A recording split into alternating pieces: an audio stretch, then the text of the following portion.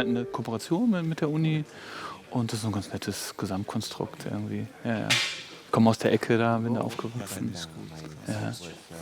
Sorry.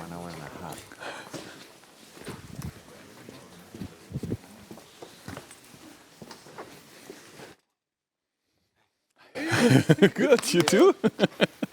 Okay, so I think I want to present you. That makes sense, right? That makes sense. So, yeah, and then we just... Okay. So, can you hear us? Yes? Good morning, everyone. My name is Elad from Tel Aviv, Israel, and with me is Christian Meyer. And we are going to start the first session. We're going to focus on mapping strategies for catheter ablation. The first talk is going to be given by Christian, and it's about high-density mapping is essential to identify the arrhythmogenic substrate. So, welcome, Christian. Thank you, Elad. Good morning, everyone, also from my side. Yeah, dear Josef, dear organizing team, it's a great pleasure to be here. Thank you for having me. And yeah, I'm looking forward to get some ideas together why identity mapping might be essential.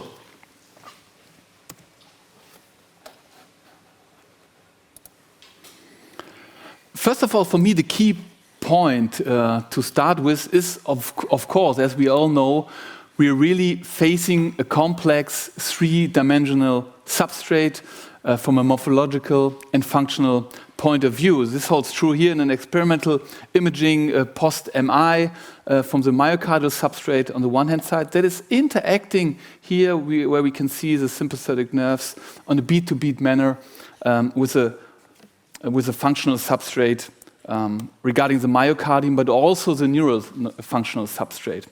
And this especially holds true if we keep in mind the non-ischemic cardiomyopathy, different etiologies, and the different substrates that we are, of course, facing, as we all know, with regard to the pattern of fibrosis and the architecture of fibrosis. So this is a main point, as we all know, for me, why identity mapping is a key element to really do some kind of deep phenotyping of the given substrate.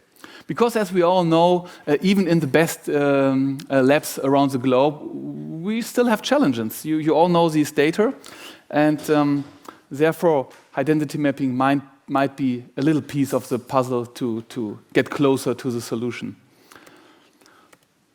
Yeah, with respect to the substrate itself, it's well known by all of you that the classical electrode is key, and we have the thresholds for the low voltage area being defined more than 2 decades ago.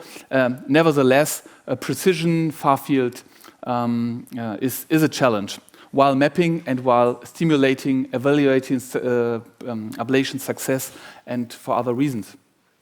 And especially if we keep in mind the complex anatomy of the myocardium together with the conduction system, its complexity in an individual given patient, here a staining of the conduction system.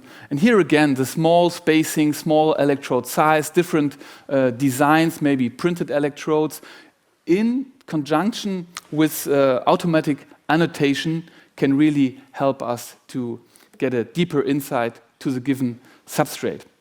And what is the summary of the consensus here? I just have put it in to remember ourselves what identity mapping might do for us.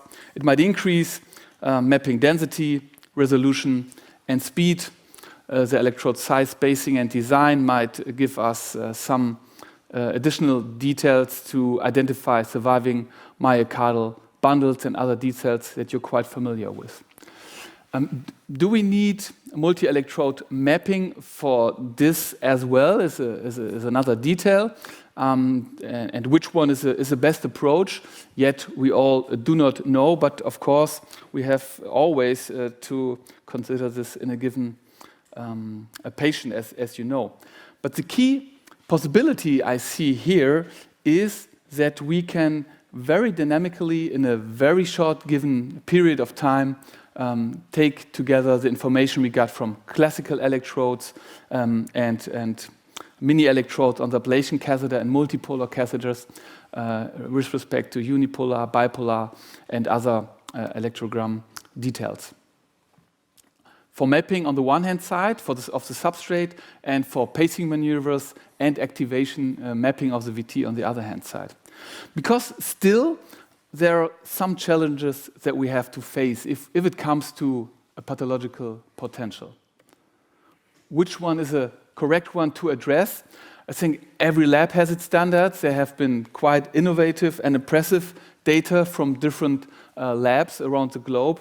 Nevertheless, the best target in some way still needs to be defined. And I just want to show one example how much the substrate can be different in a given patient. If you here look at all the maps are from one patient, and we used automatic annotation. And if you look at this map here, fractionated potentials covered 33% of the surface of the whole map in this given patient. If it comes to isolated late potential, in the same map, these were given in only less than 1% of the patient.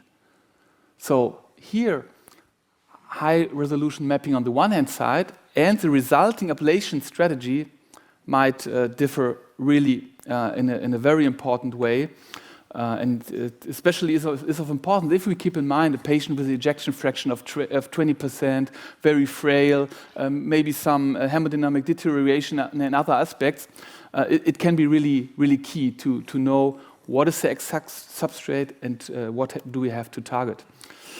And another example here, a sinus bead showing here on the map behind the QRS, classical isolated late potential, I would call it. But if you look at on the mini electrodes, it does not appear to be located anything. Is it a far field or what exactly is it? So still there are a lot of things to consider and to learn, keeping in mind the size of the electrode in particular.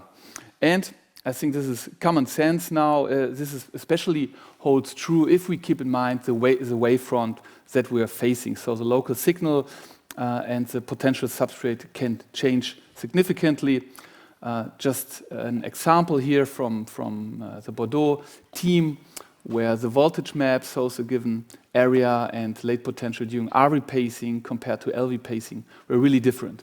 And for this, we need high-density mapping. It's fast, and it gives us really detailed knowledge. And I think that's a key here why it might be essential. Another aspect will be addressed later during the session. I just brought an example for functional substrate mapping. And here you nicely see how the isolated late potential here shows some kind of delay over time. We have a 2-to-1 block in late potential. We gave atropine. Here we got a more stable signal. So this is also a dynamic functional substrate. And if we do a mapping point by point, that may take some time. Even if you take 100, 200 points, the chance is great that we miss this kind of dynamic substrate.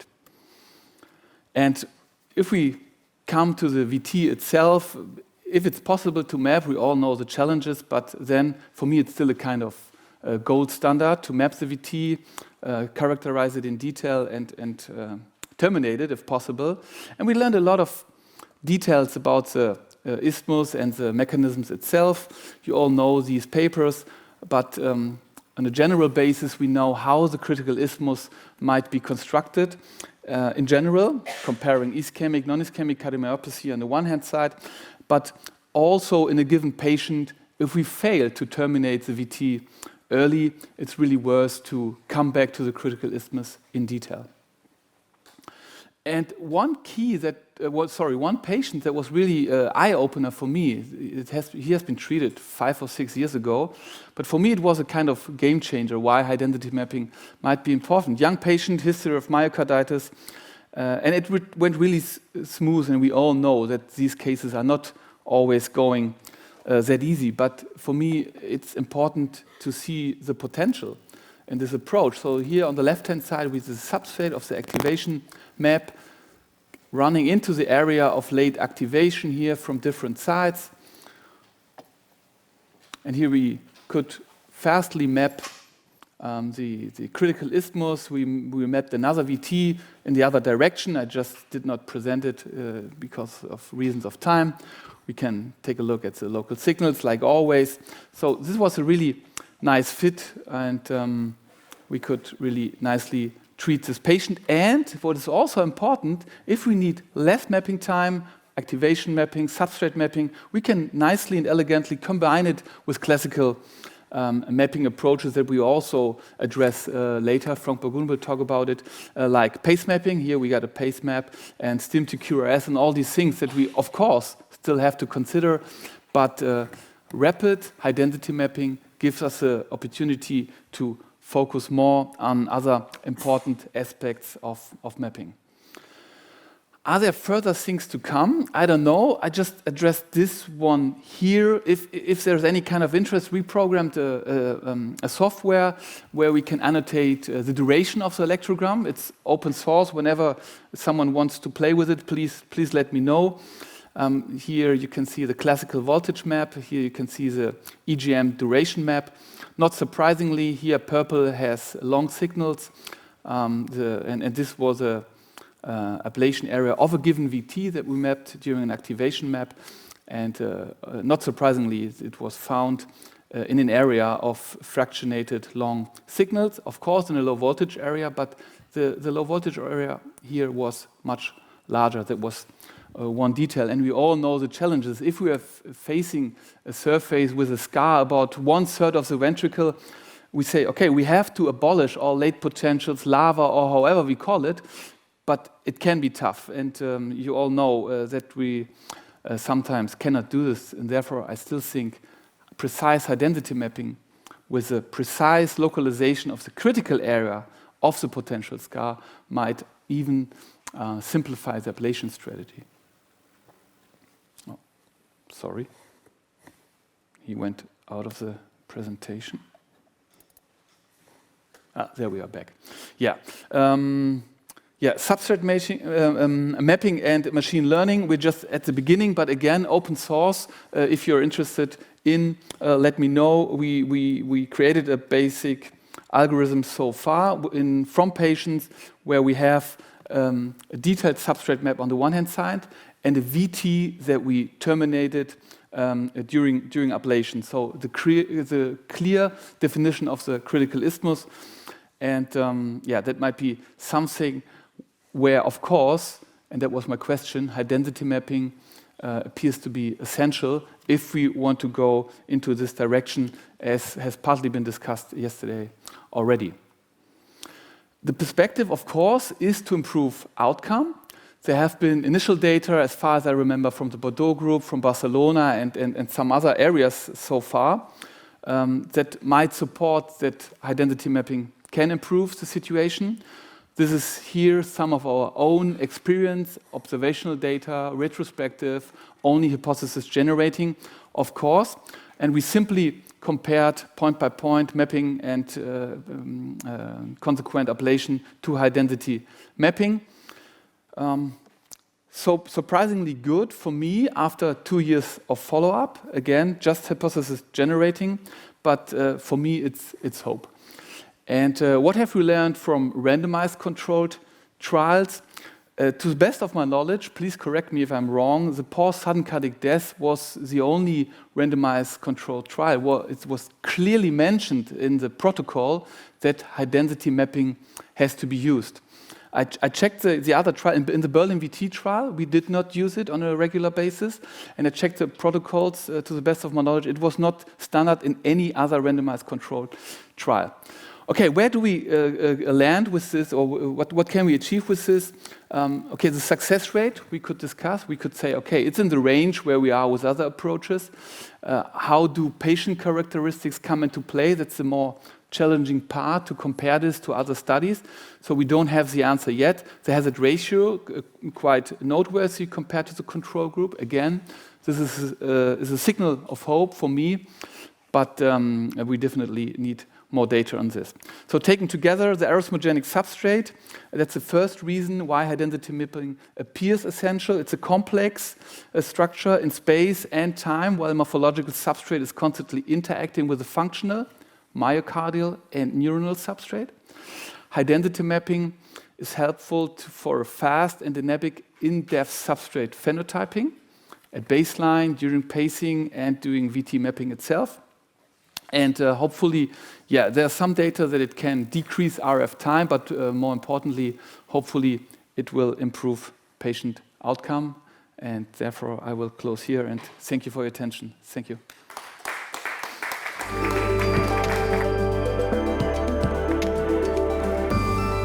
Our next speaker is Andreu Porta-Sánchez, and he's going to tell us about functional mapping that is critically important for the description of the VT substrate, a topic he has published extensively on.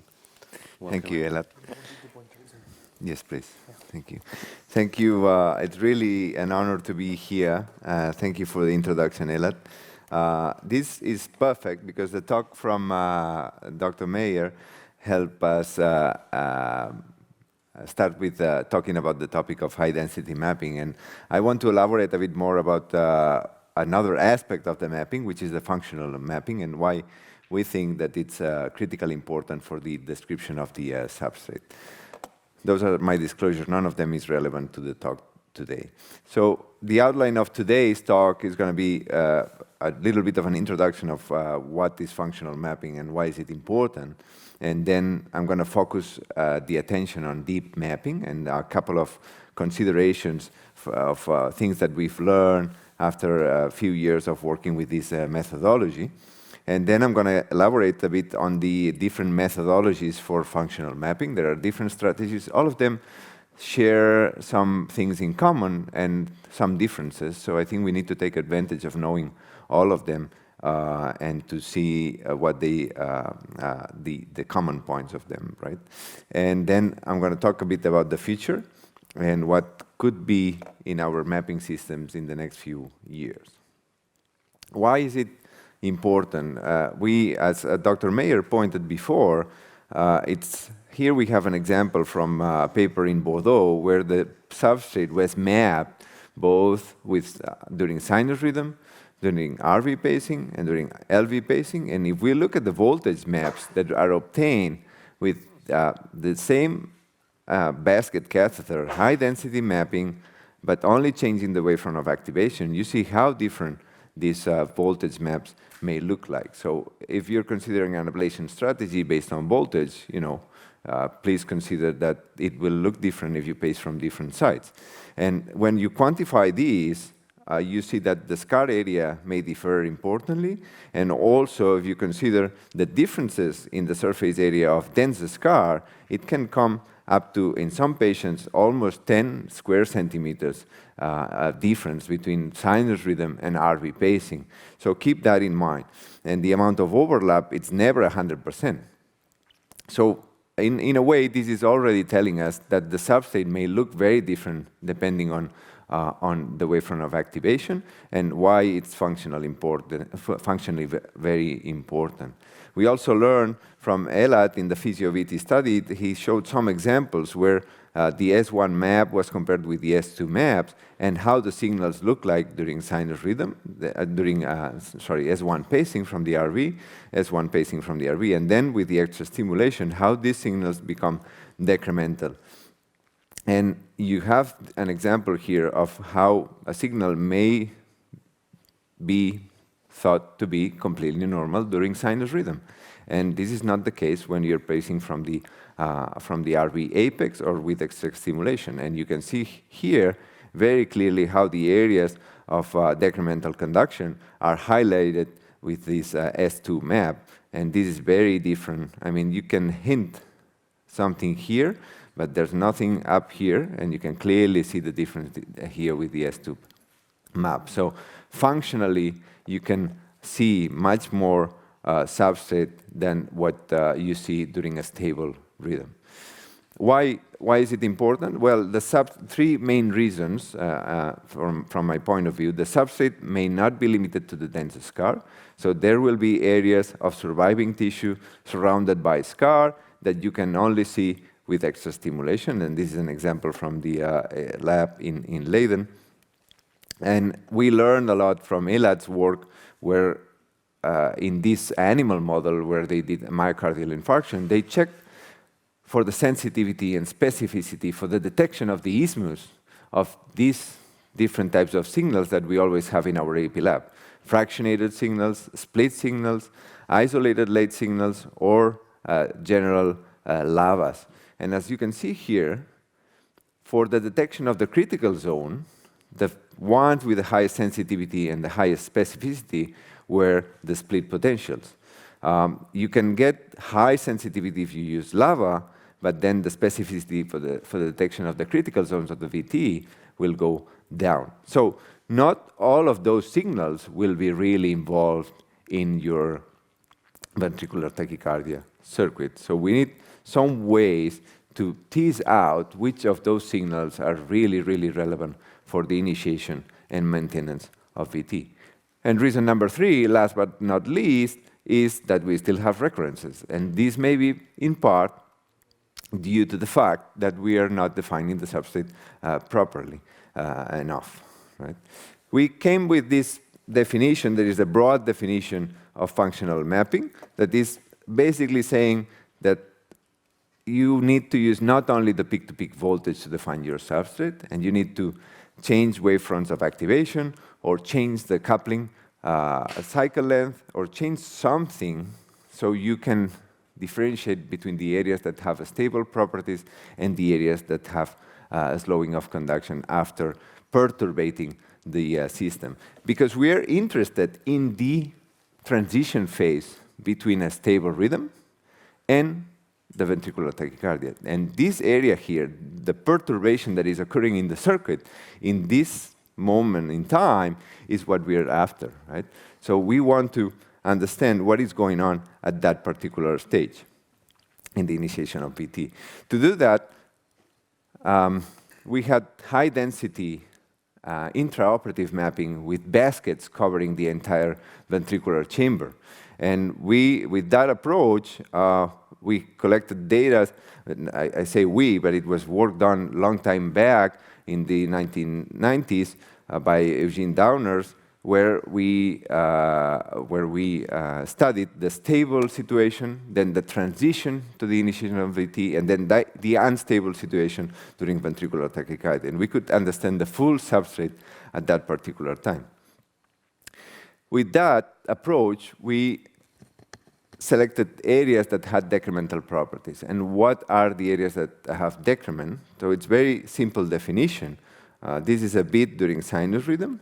And if we go back S1, S2, as shown in Elad's paper, we see here areas that with S1 and S2 have a delay in conduction after the extra stimulation. So if that delay is significant, and we can talk about what is significant, but we came with a definition that was 10 milliseconds difference, that is probably too tight as of today, and I will show you data in that sense. So 10 or 20 milliseconds difference, it's a significant delay. And we consider these areas to be decremental versus areas that have no decrement after extra stimulation. So we started with deep mapping in areas that were already suspicious of having some late activation, right? And with that concept, we wrote 2 papers that was intraoperative data on the left-hand side and electroanatomical mapping data trying to replicate the intraoperative data. And this is an example of the types of basket that were used, and those are examples of the maps that were obtained during the electroanatomical validation mapping phase, right? And we looked for the late potential map, and we looked for the deep map, and then we correlated that area with the ventricular tachycardia that was being mapped. And we understood that there were areas in the substrate, see the late potentials here during S1, and you will see with the extra stimulation that some of them display an important amount of delay. That important amount of delay is the one that precedes the unidirectional block and subsequently allows for the re-entry to occur and the maintenance of the ventricular tachycardia. When we compare systematically the late potential map or the areas with late potentials that had decremental properties, so a subselection of those late potentials that had decremental properties, the amount of co-localization with the ventricular tachycardia isthmus was much higher with deep than with conventional late potentials. And when we studied that systematically, we saw that, of course, the sensitivity was not higher. Remember, we were just selecting a number of late potentials that had decremental properties, but the specificity for the detection of the isthmus was actually higher. We were able to replicate those findings with the conventional electroanatomical mapping systems, and we showed that it was highly specific for the detection of the ventricular tachycardia isthmus. When delivering radio frequency only to those areas that had decremental properties, we achieved reasonable results, 75% VT freedom at 1 year, and the amount of RF time that was needed to decrease those, eliminate those deep potentials was 30 minutes. At the exact same time, and during the same issue of JAK-EP, the group in Leiden, led by Katia and Marta de Riba, showed us that even with higher numbers and a very similar protocol of evoked decremental potentials, and when comparing this with a historical cohort matched by LVF and scar size, they were showing us that when doing hidden substrate ablation, the outcomes were better. They have been able, and this is unpublished data, but there have been abstracts accepted for presentation. They have done this systematically and expanded that cohort to different centers in the Netherlands, and they have included 127 patients where they only targeted with RF the areas with decremental properties, and they did the map with a point-by-point approach, so highly selective ablation strategy, only focusing on the deep areas. And they showed us that this is feasible.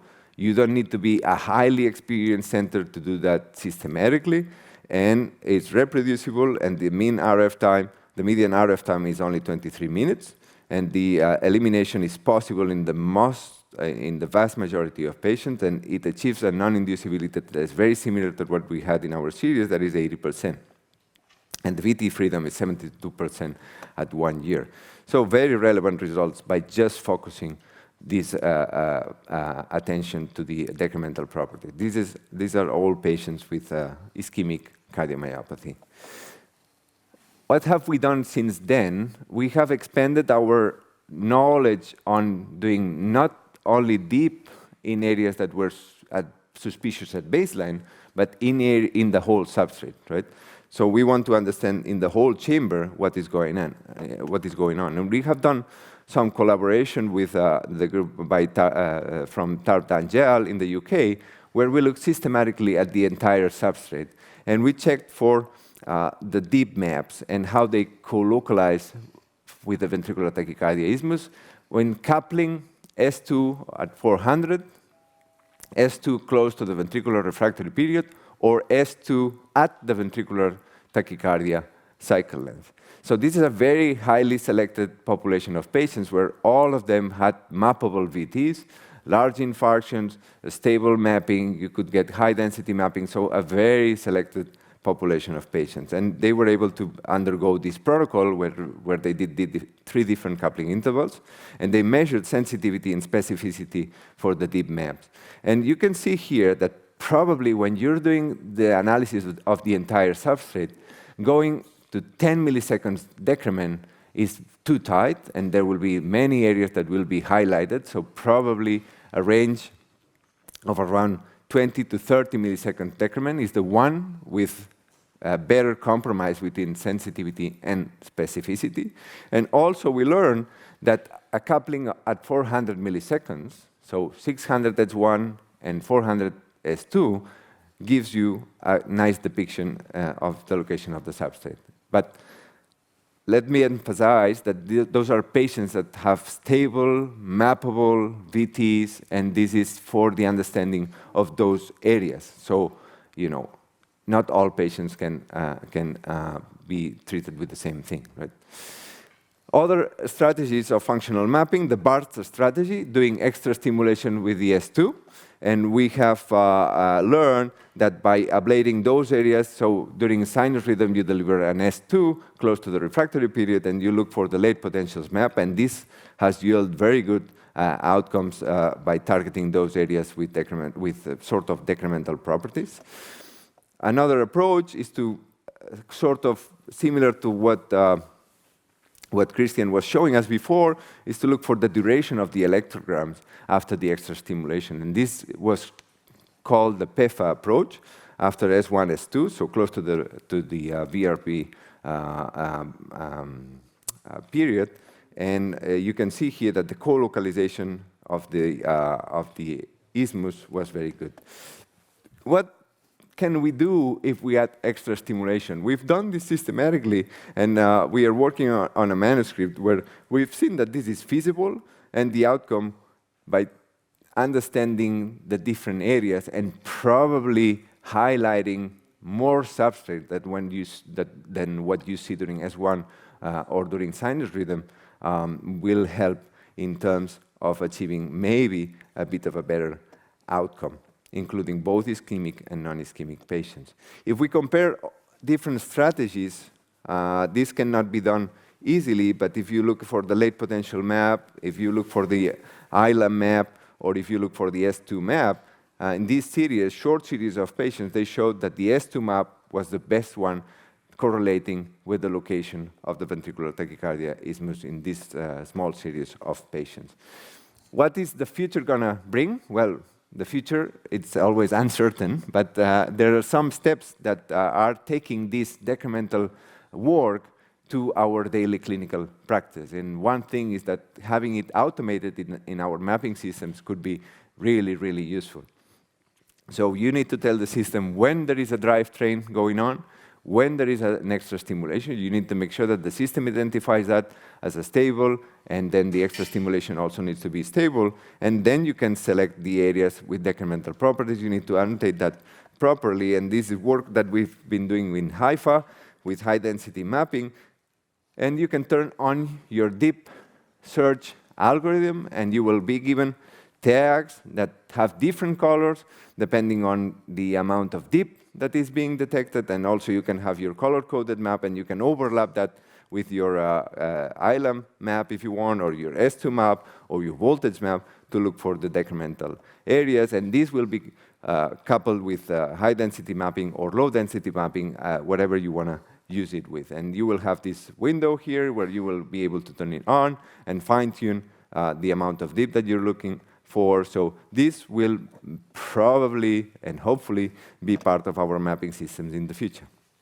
So in conclusions, the functional mapping, I think it's here to stay. The S2 mapping provides a readily identifiable area for ablation. The focus dip is highly specific, but has no incremental value in terms of sensitivity for location of ablation areas.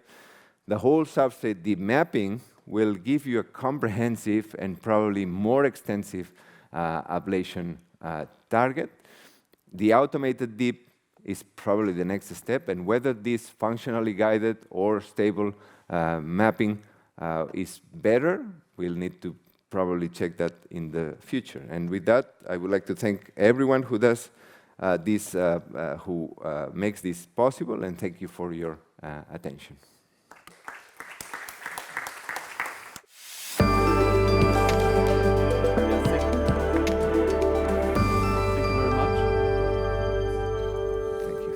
So, Elad, we are moving on with your talk, Elad.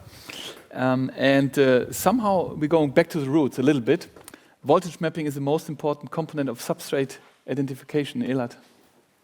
Thank you very much, Christian. Thank you, Josef, for the invitation, and for Katya, Frank, Pierre, and the scientific committee. Great meeting. I did not choose this topic for myself because everyone knows that I've been working for many years on functional mapping, not necessarily on voltage mapping. But actually, it was a good exercise because it allowed me to be a little bit unbiased and kind of like rethink about how much advancement did we really make over the last few years when we're using high-resolution functional mapping compared to voltage mapping. So in brief, the method that we use to map the VT substrate is obviously voltage mapping, areas of low voltage, activation mapping, which summarizes as areas of steep activation slowing or deceleration, decremental conduction, as Andrew and Katya is doing, pace mapping that Frank is going to talk on, and imaging, looking for wall thinning, channels, etc. But when we think about substrate mapping, what is really the most important method to use out of the list I showed you? Is there one method that we should choose? Does one method fits all? That's the real question. And I think without even going through my presentation, from doing this for a long time, you all know that there is not one method that fits all. Every patient, every substrate is different. But let's start from the basics. VT circuits involve scar border zone. Scar that you can see or scar that you can't see, there is scar there. And it all comes down to, or comes back to the original surgical work that was done mostly in Philadelphia, where they mapped the VT circuits in patients with infarction, and all the time the circuits involved scar border zone. And from that data, the criteria for abnormal electrogram that participate in the circuits came, and those abnormal electrograms have either low voltage, multiple components, or both. And that's where lava came from. You can have normal voltage and fractionation. It makes it abnormal. You can have low voltage and no fractionation in the endocardium, make it abnormal. But this is where this data came from. So abnormal potentials are the true basis for substrate mapping. Now, Frank showed that 95% of all normal LV electrograms have a voltage more than 1.5 millivolts. Okay? This is a different image, but it's the same data. And this is from the same patient, a VT circuit in the area of the low voltage. This is what we see for many years now with different technologies, but it's the same thing. So voltage is important. Now, one thing to remember when we say border zone and voltage abnormality, we actually just see the surface of the heart. We see the endocardium, we see the epicardium. When you think about the heart as a sphere, the surface of the endocardium, the surface of the epicardium in a normal-sized chamber represent around 15 to 20% of the entire cardiac mass cell. So 80% of the heart muscle that can contribute to arrhythmia, we actually don't see. So keep this in mind. The border zone is tridimensional. It's not just on the endocardial surface or the epicardial surface.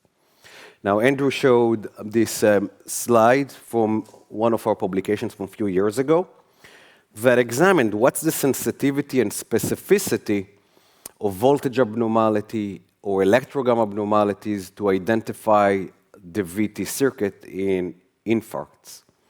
And you can see from here that the sensitivity of voltage abnormality to identify the isthmus is around 72%. And by the way, this was done with a very high-resolution catheter, but similar data was found with a quad catheter 30 years earlier. 70%. What about abnormal potentials? Even less. So voltage, it's not that bad. The problem with the voltage, it's the lack of specificity, because the positive predictive value of voltage abnormality to identify the isthmus is around 24%. What does it mean in plain English? That you need to ablate a lot in order to also include your your critical components of the circuit.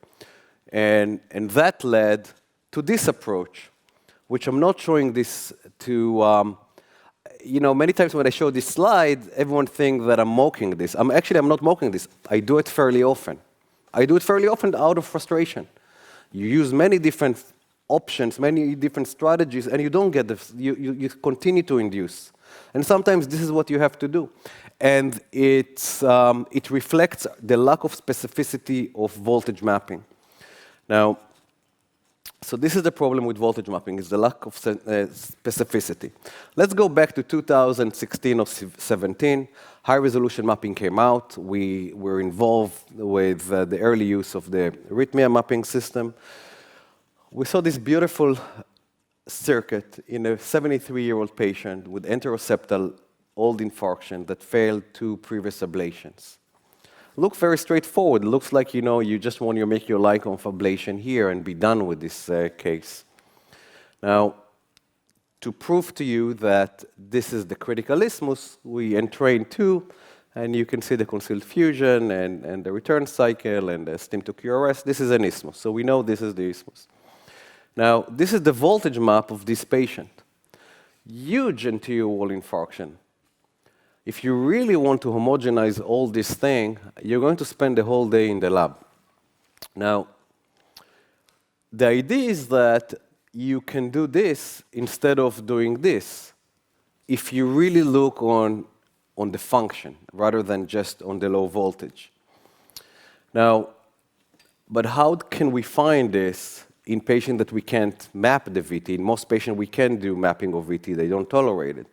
And then the concept of looking on not only on the voltage amplitude, but also on the activation during sinus rhythm came. And when you look on the activation during sinus rhythm on the same patient, you see that the areas of slow conduction, decremental conduction, they mimic the area of where the VT forms, and it's a significantly smaller portion of where the voltage abnormality resides. And that led to this concept that despite having a big voltage abnormality, typically you have an area of steep activation gradient. I did not come up with this. Actually, we also called it deceleration. The people that were involved with this were Andy Witt and Andreu Kleber, and they completely disliked those terms, and they called it steep activation gradient, and I kept this. But it's the same thing that we call deceleration or isochronal crowding. And we said, okay, this looks like an important area. And not only that, in animals we could see, because we could map them for hours and multiple VTs, we could see that many times the area of steep activation gradient during sinus rhythm can explain different morphologies in the same heart, suggesting that maybe there is 1 or maybe 2 but limited number of anchors that contain the machinery for reentry. And that was the concept behind functional mapping. And we learned from this that the VT isthmus occupies about 20% of the entire low voltage zone. So we showed this in 2018, but when we wrote the discussion, we saw that, many times you think you show something new, but it's not new. People have shown this even in humans in the operating room in 1982. Sinus rhythm, steep activation, slowing deceleration, the VT circuit. We showed it, and then Roth showed it very nicely in a large clinical trial. So that became the new thing, the functional mapping. Now what's the sensitivity and specificity of this compared to voltage mapping? Is it really the new kid on the block, but is it really better? So let's look. Let me show you this case. Clinical case was done here in Prague. We did a physio VT trial. It was in Peter Nuzzel lab. Mapping this, voltage abnormality. What about the activation during sinus? Looks completely normal. The same time, VT circuit here. So why we don't see activation slowing? Because let's go back to what Andrew showed you. So we decided to do something else. Let's just increase the pacing rate. This was sinus rhythm. We just pace the atrium, the CS. We paced at 120 beats per minute. The patient was on Impella, we could do it. All of a sudden, you see activation slowing. So when you stress the conduction system, it's like you do stress tests, not to the coronary arteries, but stress tests to the conduction system, and if your AV node is good, you can start to see decremental conductions in areas that otherwise conduct normally during slow rates. Or if you pace from a different rate, from a different location, like from the apex of the LV rather than from during sinus rhythm, you see areas of slow conduction, suggesting that what you find in sinus rhythm may not be sensitive enough. This is a case from last week, less than a week, and you can see here clearly a site that shows the corridor of an isthmus, entrainment showing that we're part of the circuit. And let me show you how the activation during sinus rhythm looked like in this area. This is the area of the isthmus.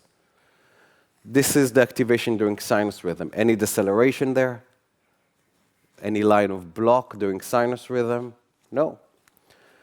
But how does the sinus voltage map looks like? Abnormal. Okay, so one method doesn't fit all. In this case, the voltage were more predictive of where the circuit is going to be than the activation slowing. The other thing that was actually helpful, when we used the InHeart software with the CT scan of the patient, and you can see that the area of the VT isthmus corresponded to area of significant changes in wall thickness. Now, the other thing is that when we think about functional mapping, is that the zone of activation slowing, this deceleration, it depends where the wavefront that activates the LV comes from. If you have activation during sinus rhythm, the maximal area of slowing will be in the area that the wavefront first interacts with the circuit.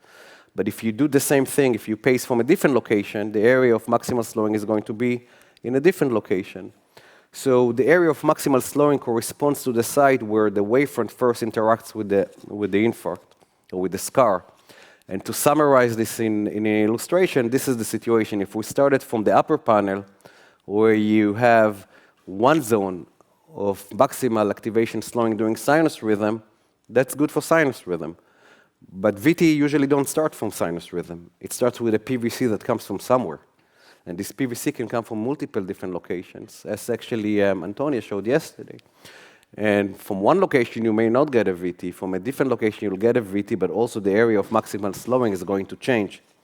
So what are we getting from this? Is that the voltage abnormality represents more precisely where the potential circuits might be. It may not be specific, but at least it includes the areas that you should consider for ablation. Now, I want to show this. This is part of the PhysioVT study we did. 85 patients that were prospectively studied underwent selective ablations in the area of maximal activation slowing. And I'll run to the results.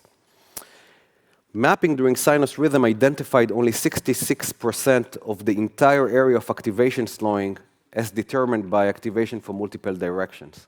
Okay?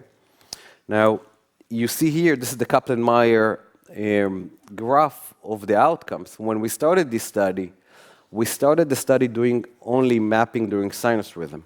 And this is the outcome of the patients that were ablated only in the areas of maximal activation slowing during sinus rhythm. On the other hand, when we moved to include in the ablation strategy all the sites that exhibit activation slowing, as were mapped from activation during with different directions, you can see that the outcome is better. But what also changes is that you ablate more. And where do you ablate more? Almost in every border zone of this low voltage area. So at the same, you have to realize that the same, like those two strategies come together. So methods for VT substrate identification. Voltage mapping is sensitive, but it's not adequately specific. Activation slowing is not adequately sensitive. Okay, so one is more specific, one is more sensitive.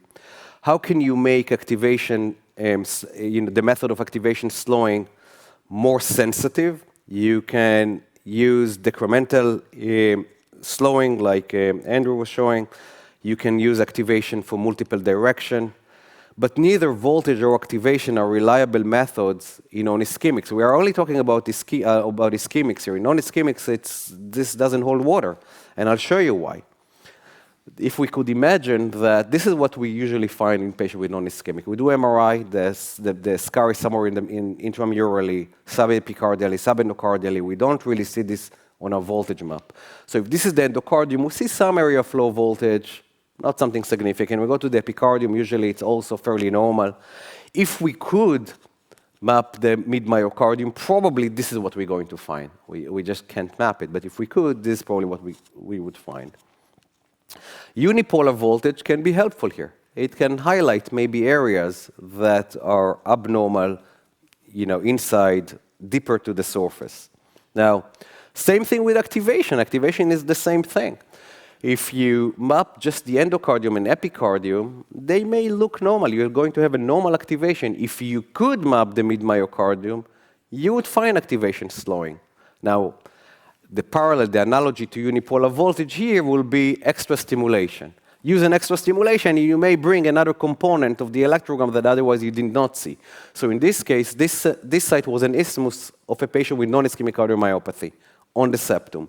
This is how this electrogram looked during sinus rhythm. This is the P wave. This is the atrial activation on the CS. Completely normal electrogram. Triphasic, narrow, there's nothing abnormal about this electrogram. This is just a spontaneously occurring PVC. Line of block. Came to the surface. We just happened to see this, but otherwise we would not recognize it. I want to finish with this. This is like an animal model that we did in some pigs. We did anterior wall infarction. This is the RV, this is the LV, this is the septum.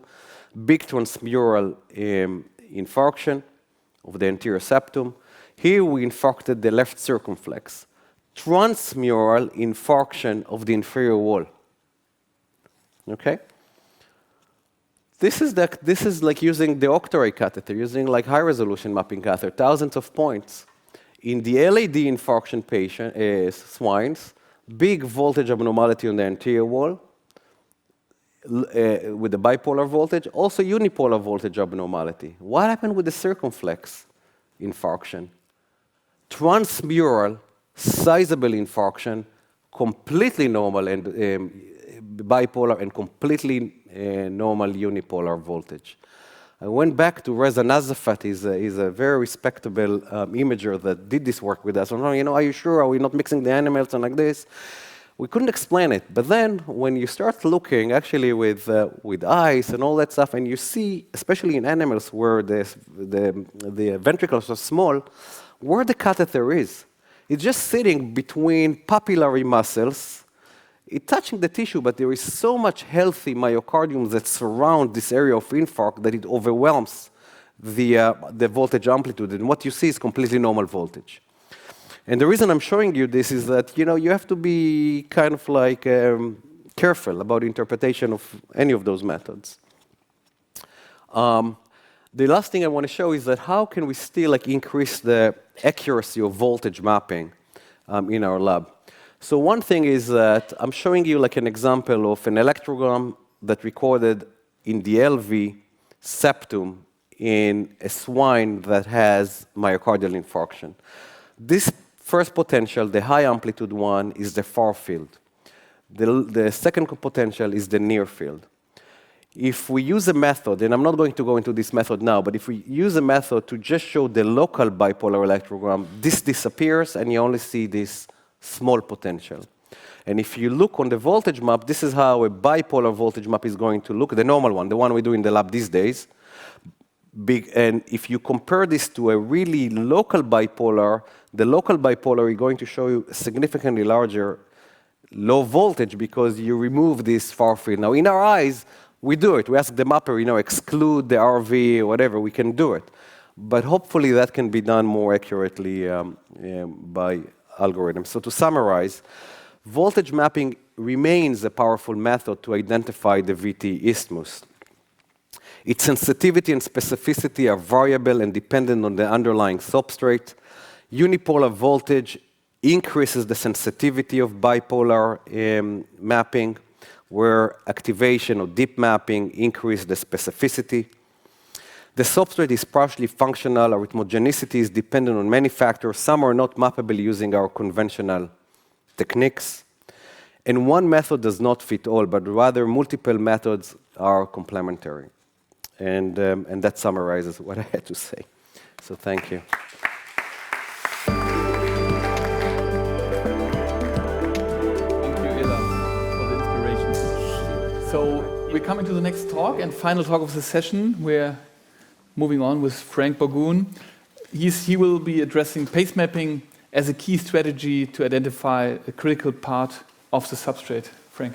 Thank you very much. It's a pleasure and honor to be here. Thanks for having me. Thanks, Josef. This is a great meeting. This is my task today. Pace mapping is beneficial to determine the origins of focal ventricular arrhythmias and exit sites of reentrant VTs, especially in unstable VTs. It's useful for identification of endocardial and epicardial VT exit sites. And ICD electrograms can be used to target non-inducible VTs with pace mapping. Pace mapping really has stood the test of time. This is a publication from 1982, and you can see when pacing is performed here in the inferior septum, we can replicate this morphology pretty good. The conclusion of this paper, this is not, don't be worried, this is not my conclusion yet. So the conclusion was pace mapping is a corroborative method to confirm the origin of VT. Pace mapping can be used to localize a region of 20 to 25 square centimeters in non-inducible patients or patients with rapid VT. Pace mapping, in the experience of the author, is neither easier, more accurate, nor quicker than mapping during VT, and therefore remains of limited clinical use. The latter statement needs to be taken with a grain of salt because this was not in the area of catheter ablation, but the first two comments are pretty accurate. And this was more than 40 years ago. We looked into pace mapping in post-infarct patients. We wanted to assess whether a computerized algorithm was able to identify the area where pace mapping was performed and ultimately where VT was originating from. We looked at this in 34 patients of VT and performed pace mapping within SCAR. We used digitized pace mapping signals as training data in a supervised training model. We used SVM for this and support vector machine for 10 anatomic sections of the Josephson model. Thereafter, the data were validated and tested with data from 58 VTs where exit sites were identified. The accuracy of the algorithm to identify an exit area of these 10 segments was 69%, and when combined with the best adjacent area was 88%. The median anatomic size of each section was 21 square centimeters, quite close of what the paper from Josephson suggested in 1982. These are the medium tracings of the different segments from A through J that were generated and have disappearance. And this is a confusion matrix that shows the accuracy of each segment. And you can see that these segments, the accuracy range from 50%, which is in this segment, to 78%, which is in this segment. So different locations that computer algorithm had problems with and was not universally successful in identifying the correct location. This is the re-entry circuit during ventricular tachycardia, how we have been imagining it for many years, a figure-of-8 model with an entrance, an isthmus, and an exit site and outer loops. A major assumption in this model is that the areas of block are fixed and are apparent during sinus rhythm too, but the activation throughout the reentrant circuit is different during sinus rhythm. Now, if you have a VT here and you are close to the exit side, you would expect a similar morphology when you perform pacing here, which is indeed the case. If the catheter is now more in the middle of this protected area, you would expect a similar morphology or the identical morphology with a longer stimulus QRS interval. But if you are here, you would expect a different morphology because the exit is far away, and this would the propagation wavefront generated by the pacing would go into in a completely different direction. But sometimes we actually, if the conduction here is really slow, we still can see a similar morphology with a very long stimulus QRS interval. We systematically assess the response to pacing during sinus rhythm at sites within the common pathway.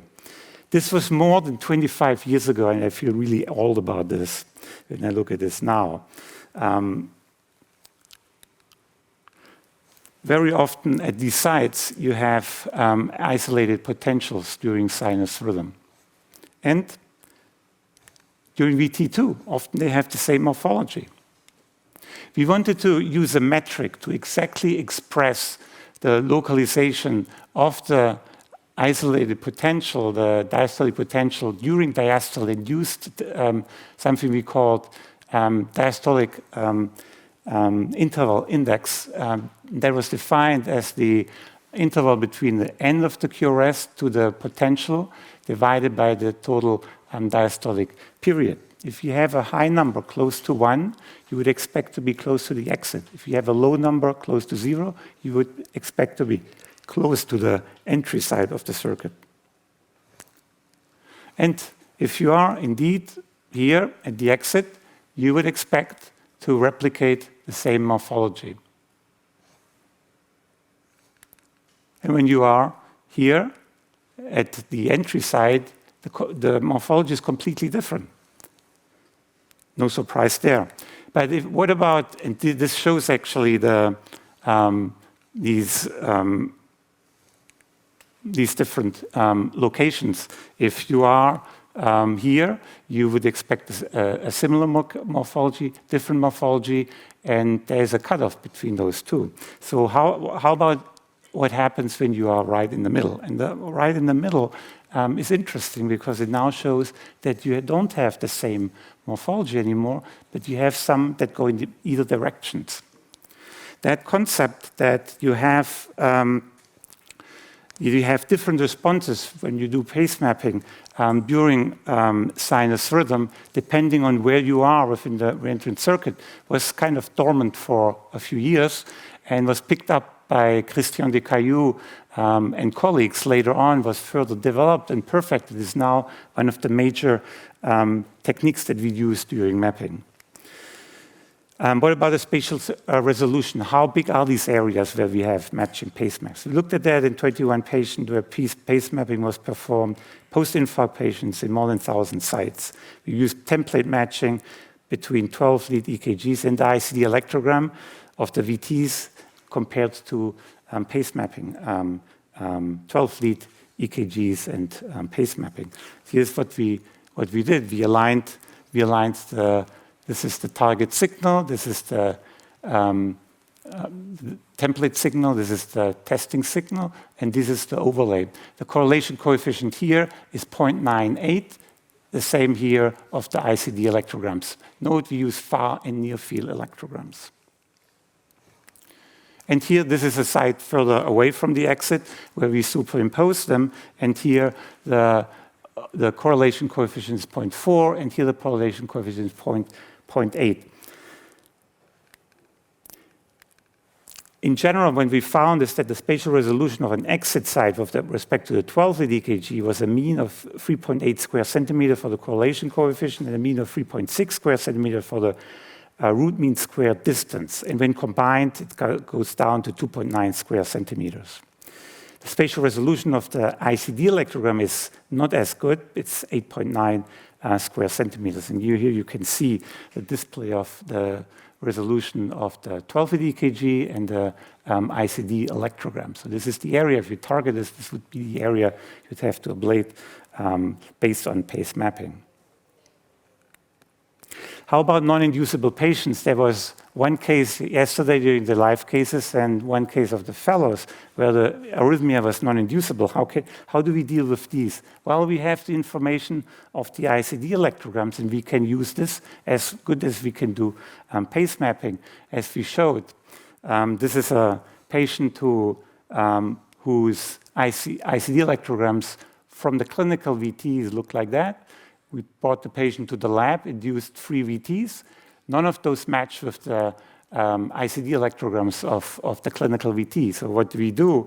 We actually perform pace mapping like we do it typically, but run at the same time we do the pace map, we run the ICD electrograms and compare them to the clinical VT, and eventually we find something that matches and ablate there. And does this help? Yes, this makes a difference. This is a comparison between the patients in whom we targeted the non-inducible VTs, and this is a comparison, a historic comparison of patients in whom we only targeted the clinically inducible VTs, and those people did better. How about imaging and pace mapping? We used multimodality imaging and pace mapping in ischemic and non-ischemic cardiomyopathy. We used 10 patients. We looked at this in 10 patients with non-ischemic and ischemic cardiomyopathy. Performed multimodality imaging with CMR, CTA, and intraprocedural ICE, and looked at the region of interest. For the CMR, we looked at dense versus border zone scar. In the CDAs, we looked at ridges and calcifications. In ICE, we looked at areas of increased echogeneity and akinetic segments. And we looked at pace mapping defined target sites in this population. We have matching pace maps in 278 sites and compared those to non-VT target sites where we did not have matching pace maps. Pacing was performed doing imaging-defined scar areas, and we were able to induce 115 VTs in these patients. VT target sites were more often located in CT-defined ridges, 18 versus 7%. VT targets were more often located on CMR-defined dense scar, but not in the border zone. And VT-defined targets were more often located on ICE-defined scar areas. As you know, and as I alluded to earlier, pace mapping is not really that beneficial targeting intramural substrate or identifying intramural substrates unless they are close to the endocardial surface. We looked at, when we performed pace mapping for targeting focal intramural arrhythmias, we noted that when we pace from one side of the intramural area, that some of the tracings of the 12 lead look quite similar to the targeted arrhythmia. And when we paced from the other side of the wall, we noted that some other tracings looked similar. And so we didn't quite understand why that would be, but so we added them up. We performed a mean of these signal, shown here. This is pacing from the great cardiac vein. The target arrhythmia is in black, and pacing is in color. And this is so there's a correlation coefficient between those two that is 8.2. When we pace now from the RVOT, we have also another good match, 0.83. But when we add those and average those signals, the correlation coefficient is better. When we are now at the site of origin through a perforator vein, we have a very good correlation coefficient. This just shows you where the catheters were located, pacing from the great cardiac vein here and pacing from the RV outflow tract. And we could see that this is a comparison where we have an intramural focal origin, 18 patients, compared to a non-intramural, so an endocardial focus, that the single-site correlation coefficient was always low here in the intramural origins, and the dual-site, multi-site pacing was always significantly better compared to the endocardial origin, where the multi-site pacing was always less than the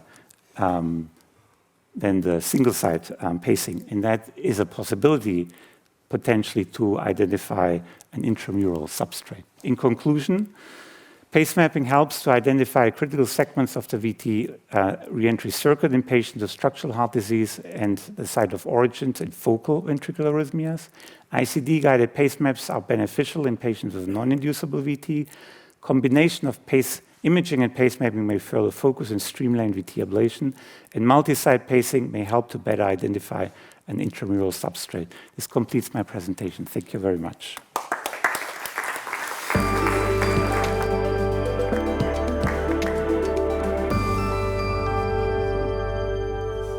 The session is open for questions and discussions. We have 3 to 5 minutes, I would say, so 2-3 questions. Anyone from the audience have a question?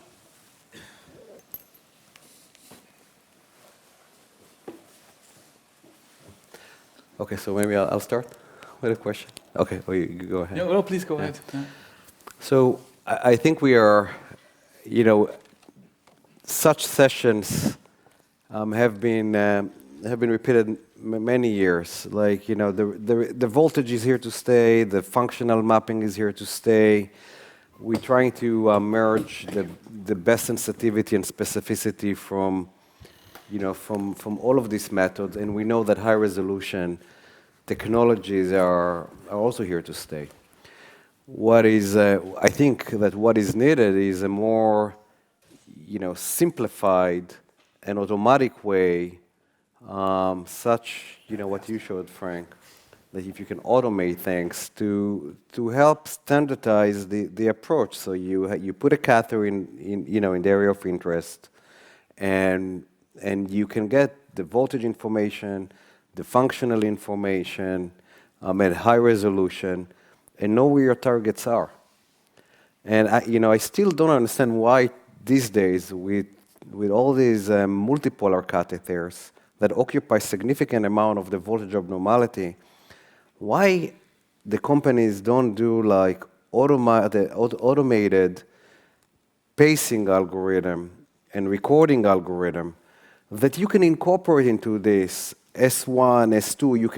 You can see mean voltage from all direction. You know exactly which areas decrement, and at the same time you have all the different pace morphologies, especially the areas that you have the maximal difference. I don't think it's hard to do. I think they may not have the right guidance.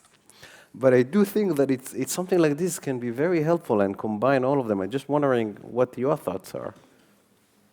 Yeah, Josef. I believe that, as I mentioned yesterday, I believe that things may change when all these new technologies like large footprint catheter with close unipolar signals, where you can map in the same time, ablate from the same catheter, will come into clinical practice. And I believe that we have to wait a little bit, and then we can maybe work on some algorithms also for analysis of signals. But also, I believe that we will improve efficacy, because these catheters can create, as you nicely showed in the animal model, you can create really large lesion, which is almost like 1 centimeter big. So we may solve a lot of problems with mapping and efficacy of ablation with these new technologies.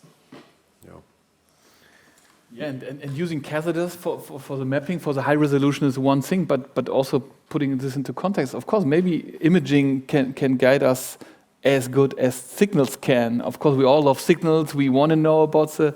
I'm skeptical. I totally agree, but hopefully resolution will improve, especially post-MI. And shortening the mapping, making it more automated, more targeted, in conjunction with improved ablation tools. So that can be I mean, the very key would be straightforward in a couple to of use years. only one catheter, both for mapping and ablation, Yeah. because that can simplify things, can make it really more efficient. And I think that's for a near future. Yeah. We Yeah, are just- close. We are close to it. Just briefly, one of the things that we have not mentioned, and I just want to mention during the talks, is that it's very important to measure what you've done with your ablation, right? So remapping after your first lesion delivery, it's critically important for us. So we need to make sure that all the deceleration zones disappear, all the lavas disappear, all the late potential disappear. We need to sometimes do even 2 or 3 remaps. So take the time for checking what you've done, and don't trust that every lesion that you did was transmural and was enough. So I just wanted to point out that the remapping, now it's quick with the high density maps and the multipolar electrodes. So do it. Yeah. Beautiful closing remark. If you agree, Elad? I agree. I think we have to move to the next session. So thank you very much. Thank you. It's great. Thank you. Great. It was fun. Thank you. So we will continue to the next session, and it's going to be co-chaired not by Josef, that has different obligations, but by Robert Hatala, that's going to join me. And the name of the session is VT Management Beyond Catheter Ablation. And the first lecture is going to be given by Josef, and it's about stereotactic radiotherapy after failed catheter ablation. Okay, so thanks, Elad and Robert.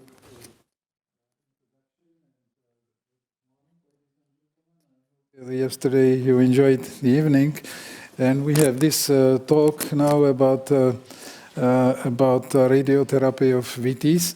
And you probably don't know that the first ever published paper on this topic came from Czech Republic, was from Ostrava and Třinec, which is in North Moravia, close to Polish border. But this was published in 2014 in Curious, and nobody probably reads that journal.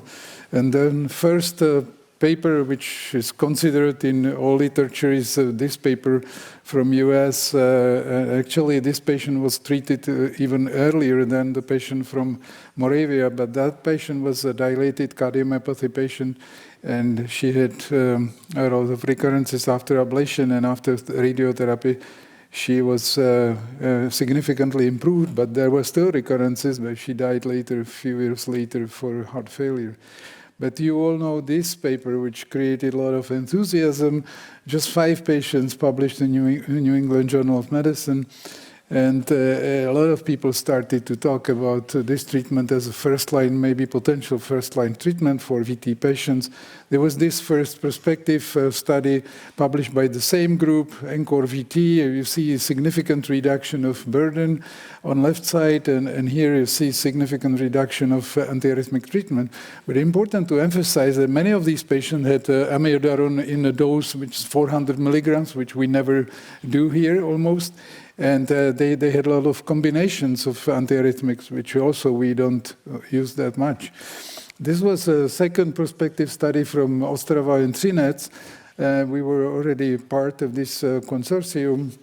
And again, the early data showed significant reduction of burden, but you see here on this time graph that there were some delayed effects, there were some recurrences, so it's not like cure for these patients. And there were some side effects. First side effects, one mitral valve replacement after radiotherapy in the basal area of the ventricle. And the center in Třinec tried to use body surface mapping to delineate the area of which should be irradiated. And they did 6 patients. It's still unpublished, but because of bad results. And 3 patients had reablation. 1 patient died because of esophageal pericardial fistula. The other died because of heart failure, and we abandoned this strategy. And we developed with Marek, Šramko, who is here, and Katja Zeppenfeld's team, we developed a strategy how to co-register electroanatomical map obtained during previous ablation with CT, planning CT, and this is very accurate. And we showed in this case report by Peter Peichel that was a patient who had recurrent ablation, recurrent VTs, and then he had radiotherapy, and that radiotherapy was just targeting the area which was chosen just by indirect comparison of map and CT. And we missed the target by this area. This was after first radiotherapy, and this was a second radiotherapy which finally got rid of arrhythmias. So this is important to be precise. In the meantime, we also unified strategy of substrate modification in both centers, and we improved results of ablation in all centers that are cooperating. And these are the most recent data on efficacy, which were analyzed the end of last year. And you see that we have 17 patients where we did this most effective strategy of targeting. Most of them were dilated cardiomyopathy. They all had endocardial ablations, and many of them epicardial ablations, and two of them had one previous SBRT. You see that many of them on antiarrhythmic drugs. This is dose and follow-up. And all-cause mortality is quite high because for us it's a bailout procedure, and these patients are quite sick. If you look at this timing of catheter ablation or SBRT procedures, mortality and length of follow-up, some patients died very early after radiotherapy. Some patients had, very few patients had no recurrence of VT or no reablation, let's say, and many of them had reablations even after this radiotherapy. Radiotherapy is the blue line here with blue points.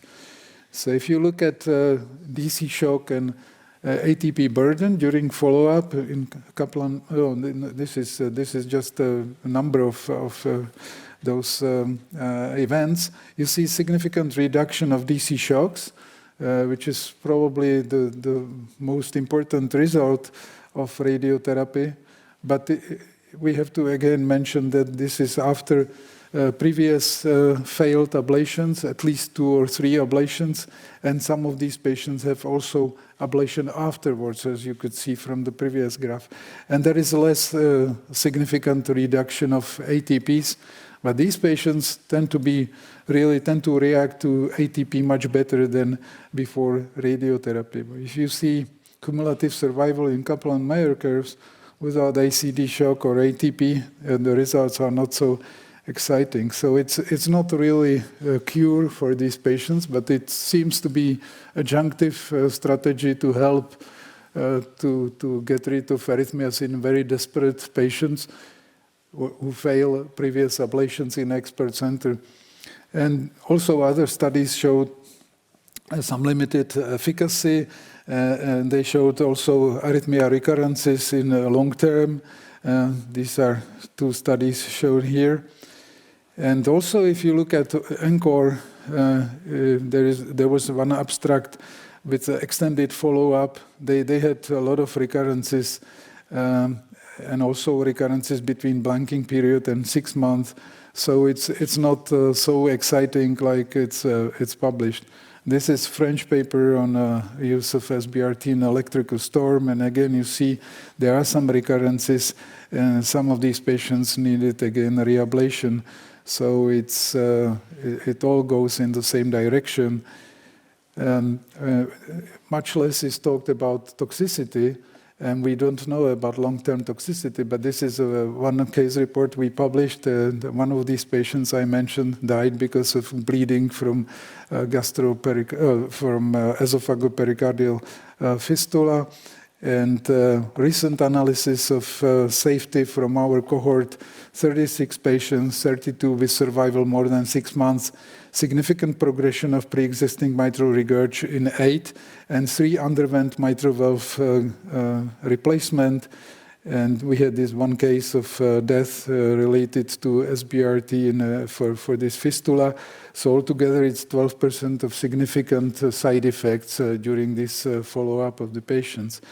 And also the group from ENCORE study, they did not publish, but they had only this abstract where they quoted one gastropericardial fistula at 2.4 years after SBRT requiring surgical repair. So it seems to be really potentially could be potentially dangerous strategy, and toxicity can occur even 2 years later. On the other hand, if we look at some data on efficacy of ablation, we are analyzing now a large cohort of 1,700 ablations. As I mentioned, we use primarily conscious sedation and primarily substrate modification or pace mapping and other strategies, but not mapping during VT unless it's at least a little bit tolerated. As I mentioned yesterday, PNSD score had no predictive value. We had only hemodynamic deterioration in this large cohort in 1.1%. But if you look at the need for recurrent ablation in a long term, in our cohort, these are patients with structural heart disease. It's not so bad. So I don't think, and with the expected improvement in technology, we really would need to send patients for SBRT. And we are doing randomized study in Czech Republic. We have problem with randomization, with enrollment of the patients, because there are very few patients today who fail catheter ablation with current technologies, and we believe that it will be even better in the next few years. We will only enrolled 3% of patients from our ablation service.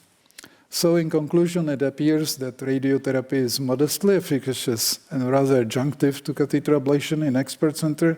Long-term safety still remains unknown, and current experience does not support the view that it could replace catheter ablation for VT, and we need more data, randomized trials like our trial. There will be one in the US. There is a big consortium, StopStorm, which is basically a registry. It's not a randomized trial. So this is our view of this technology. Thank you for attention. Question? There is one question. I have to Sure. Is there a question about this lecture? We'll take it now because Josef has to leave now. Any question about radiotherapy? Or comment? So let me just ask you a question. How do you explain the different, in your experience, compared to at least the enthusiasm on the other side of the Atlantic? I don't think there is enthusiasm on the other side of Atlantic. There are different places, even in Europe, who are enthusiastic, and there are different places who are not enthusiastic. But if you really read all papers, the data are not so exciting. You have to read really in between because if you look at long-term data, if you look at recurrences, so it's nothing so exciting like if you show burden reduction 80%, but we all know that burden of VT could vary. You can have patient even after ablation for several years without any recurrences, then you can have storm again. So I think we need really more studies, and we have to be a bit cautious just to calm down the enthusiasm, which is mainly pushed by oncologists, of course, because they feel that they will have another area of interest. Josef, maybe a short question. If I understood well, probably the key point is what is the threshold when you define ablation refractory VT? And this is, could you comment on that? No, as I tried to show that, if you really redo, if you choose a different strategy, like we use sometimes bipolar ablation, if we fail with first, or we have recurrences after first, or if the substrate is really big, so we have to do redo because you cannot do it in one session everything. So we have a very low threshold to go for another ablation or to choose some other technology. And when we fail, then we feel that this might be a patient who is a candidate. But again, if you send very advanced heart failure patients, it will also not help. So there has to be some proportion between sickness of the patient and this, let's say, inability to ablate substrate because you cannot reach the target area or whatever. But if you really send for radiotherapy patient who is almost dying because of advanced heart failure, it will not help also. So we developed some feeling what is the right patient, but there are very few, as I mentioned. The ideal patient would be healthy heart and stubborn scar, but this is rare. Yeah, but you still have to consider that there might be some delayed side effects, which is not mentioned usually. It's a very nice presentation. No one has ownership on tissue destruction, right? So there are a number of ways to destroy tissue. Why do you think it won't work if ultimately, it's a method of tissue destruction? Is it a matter of the technique can't be applied to cardiac tissue and be effective? Or is it the localization techniques that are being used for defining the target are limited? Or is it that we still don't know how to apply radiation therapy to the heart to make it effective? I think we still don't know. I mean, everybody is now applying the same dose, and there are some data that it may vary in different tissues. There is really little known about how it works. And if you read some other studies, they claim that you do not need to damage tissue. You only reprogram channels, which is difficult to believe. So I think we have to go back to basic and start to research, and in the meantime to do some studies which are really which follow patients and try to pick up both safety and efficacy. Agreed. Thank Okay, thank you very much. We will proceed now with a virtual presentation, which will be given by... stellate ganglion blockade. Sorry. Switch also, okay. So, Dr. Šramko will present on stellate ganglion blockade.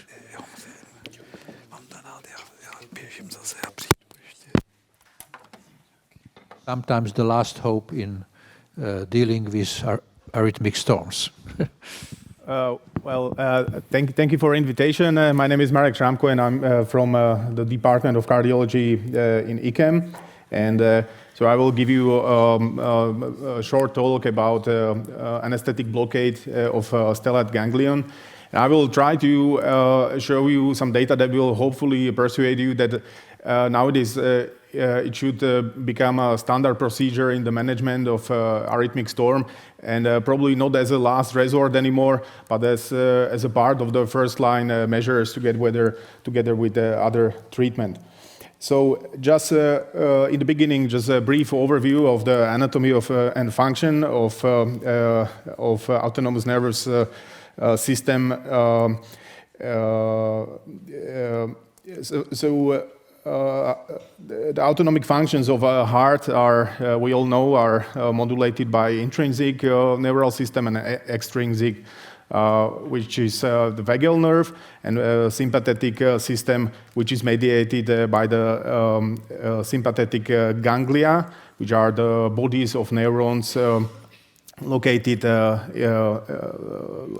laterally from the cervical spine and thoracic spine, approximately at the level of C6 to Th3 to maximum to Th5. And Particularly interesting are the cervical ganglia. There are 3 ganglia at the level of C6 to approximately TH1, and the most caudal ganglion is called the stellate ganglion, and this has become quite interesting target because it is easily reachable by percutaneous injection, and still is quite specific for conveying sympathetic signals to the heart. The more cranial ganglia also convey signals to the heart, but are also more conveying sympathetic signals to the face. So there are more side effects than the benefit. So what is also important to mention that is sympathetic nerves convey not only sympathetic signals, but also sensory signals from the heart, from the chemoreceptors and mechanoreceptors. So if you block this ganglion by an anesthetic, you can also suppress the painful signals going from heart.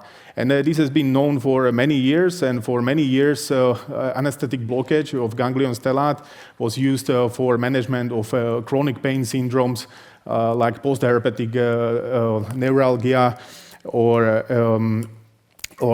more importantly for refractory angina pectoris and for treatment of vasospasms. And of course, it was quite obvious that since triggering of arrhythmias is closely correlated with sympathetic activity, so there has been for many years some attempts to suppress sympathetic systems in the treatment of ventricular tachycardias. And there has been several reports of successful treatment of polymorphic ventricular tachycardias in congenital channelopathies like long QT syndrome. And but it took quite a long time to systematically analyze this data.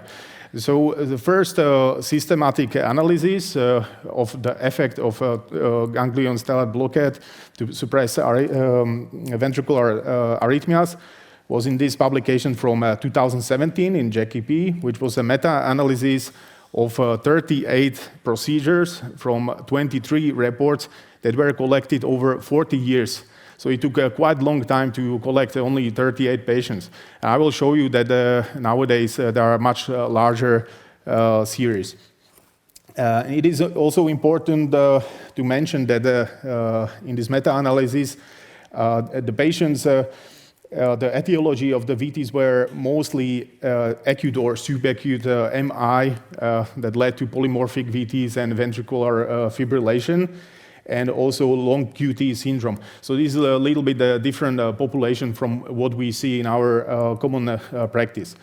97% of these patients were on the antiarrhythmic drugs, 82% had beta blockers, and 37% were intubated, sedated, and only 16% of the patients underwent catheter ablation. So really like a little bit different population from what we see.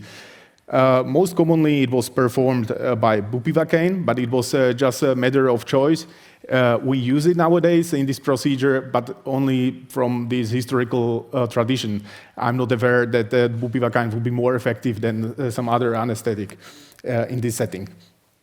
And importantly, the authors reported reduction of the episodes of sustained arrhythmia and also ICD shocks.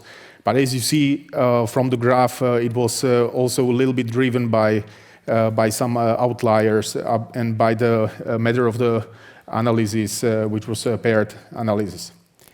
So since this publication, this procedure gained increasing attention, and many centers are nowadays performing routinely in fairly high numbers this procedure. And following this meta-analysis was another study from the Mayo Clinic, which was published in 2019 in Circulation EP. And this series included 30 patients with electric storm. that were rather in a severe condition. And you can see that up to 26% of the patients had implanted LVAD, 30 patients were on ECMO, 42% had a balloon contrapulsation. So you see that this was a rather critically ill patient population, very desperate patients. And in these patients, the procedure was performed as a bailout, as a last resort. The authors report that the episodes of VA, which was analyzed in the patients who had implanted ICD, was reduced by 92%, and that up to 50% of the patients were free of any sustained arrhythmia for the next 48 hours. So very impressive data given the desperate population. And it is also noteworthy to point out that those who had suppressed ventricular arrhythmias by any means had 7% mortality versus 40% mortality, very high mortality in the patients who had refractory arrhythmia. And also it is important to note that there was no major procedural complication. Following was another study from the Duke Heart Center, which included 20 patients with electric storm. And also these patients were mostly in very severe condition, and 45% of them had at the time of the procedure mechanical cardiac support. And already 30% of the patients underwent catheter ablation. It is also noteworthy to mention that they performed a bilateral stellate ganglion blockage, because it's not the stellate ganglion is not only on the left side but also on the right side of the heart.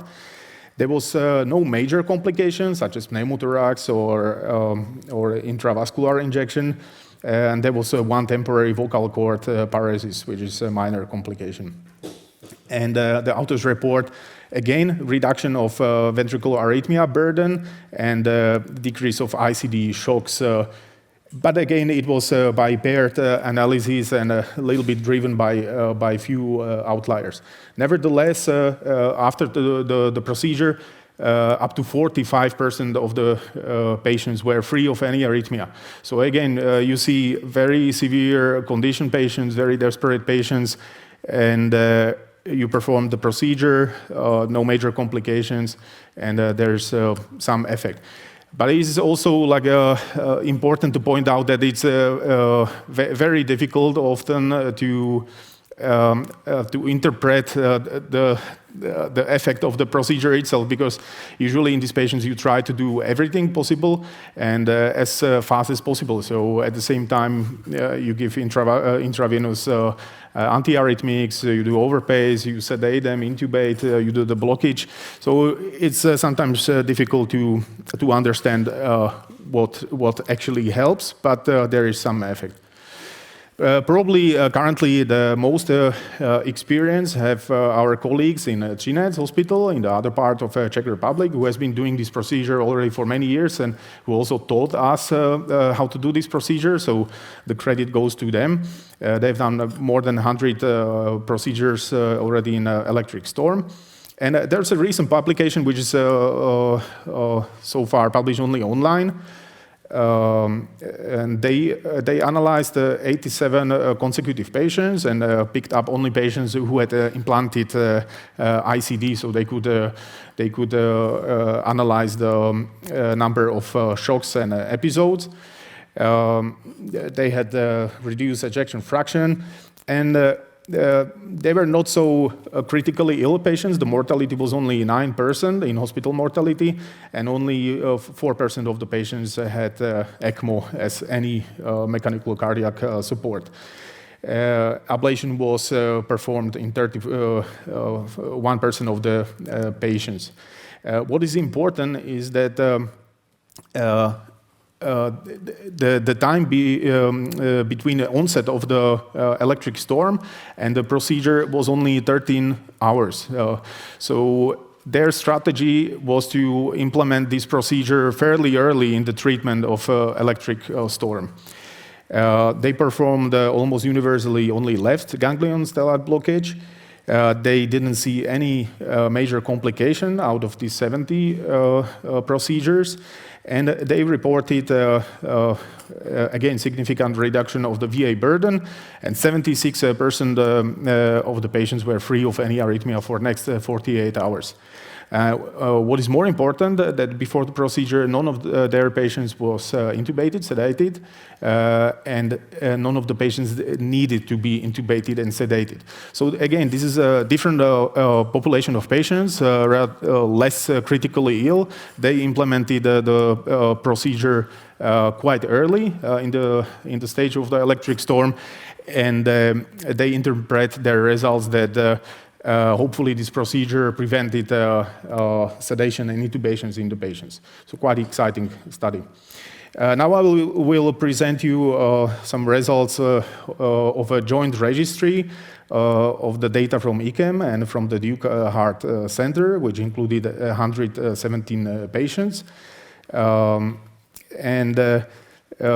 Most of the procedures were performed in our center by cardiologists, in the Duke usually by anesthesiologists, and we follow the primary outcome of sustained VTs and defibrillation events in the first 24 hours and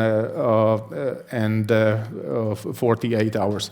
And of course, we followed also safety. So you can see from this data that about half of the patients had chronic non-ischemic cardiomyopathy, and another half ischemic cardiomyopathy. And there were only some patients who had arrhythmia in the subacute phase of MI, and some less commonly long QT or vasospasms. In the Duke Center, more patients were rather more critically ill, with LVADs implanted in 26% of the patients and ECMO in 10% of the patients. It was less common in our center, where it was mostly this classical electric storm population that were referred from other center. And we performed this procedure just to keep the patient alive until the procedure, which usually occurred on the next morning. So this is a classic model in ICEM, that we receive the patient and either do the ablation on the same day, or try that the patient survives in good condition until next day. And this is our philosophy. It's again very important to show that there was no major complication out of these 117 patients. There was only this one already previously reported recurrent laryngeal nerve block. We defined responders as those who had reduction of VA burden more than 50% of over 24 hours. There were 63 of the patients. And again, it is important to show that these responders had a much lower mortality than these non-responders. So as I mentioned, these data are fairly reliable to show safety of the procedure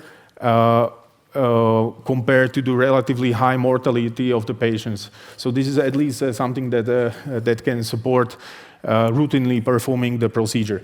We, of course, don't know yet what's the magnitude of the effect of the procedure itself, because we do many measures at the same time. So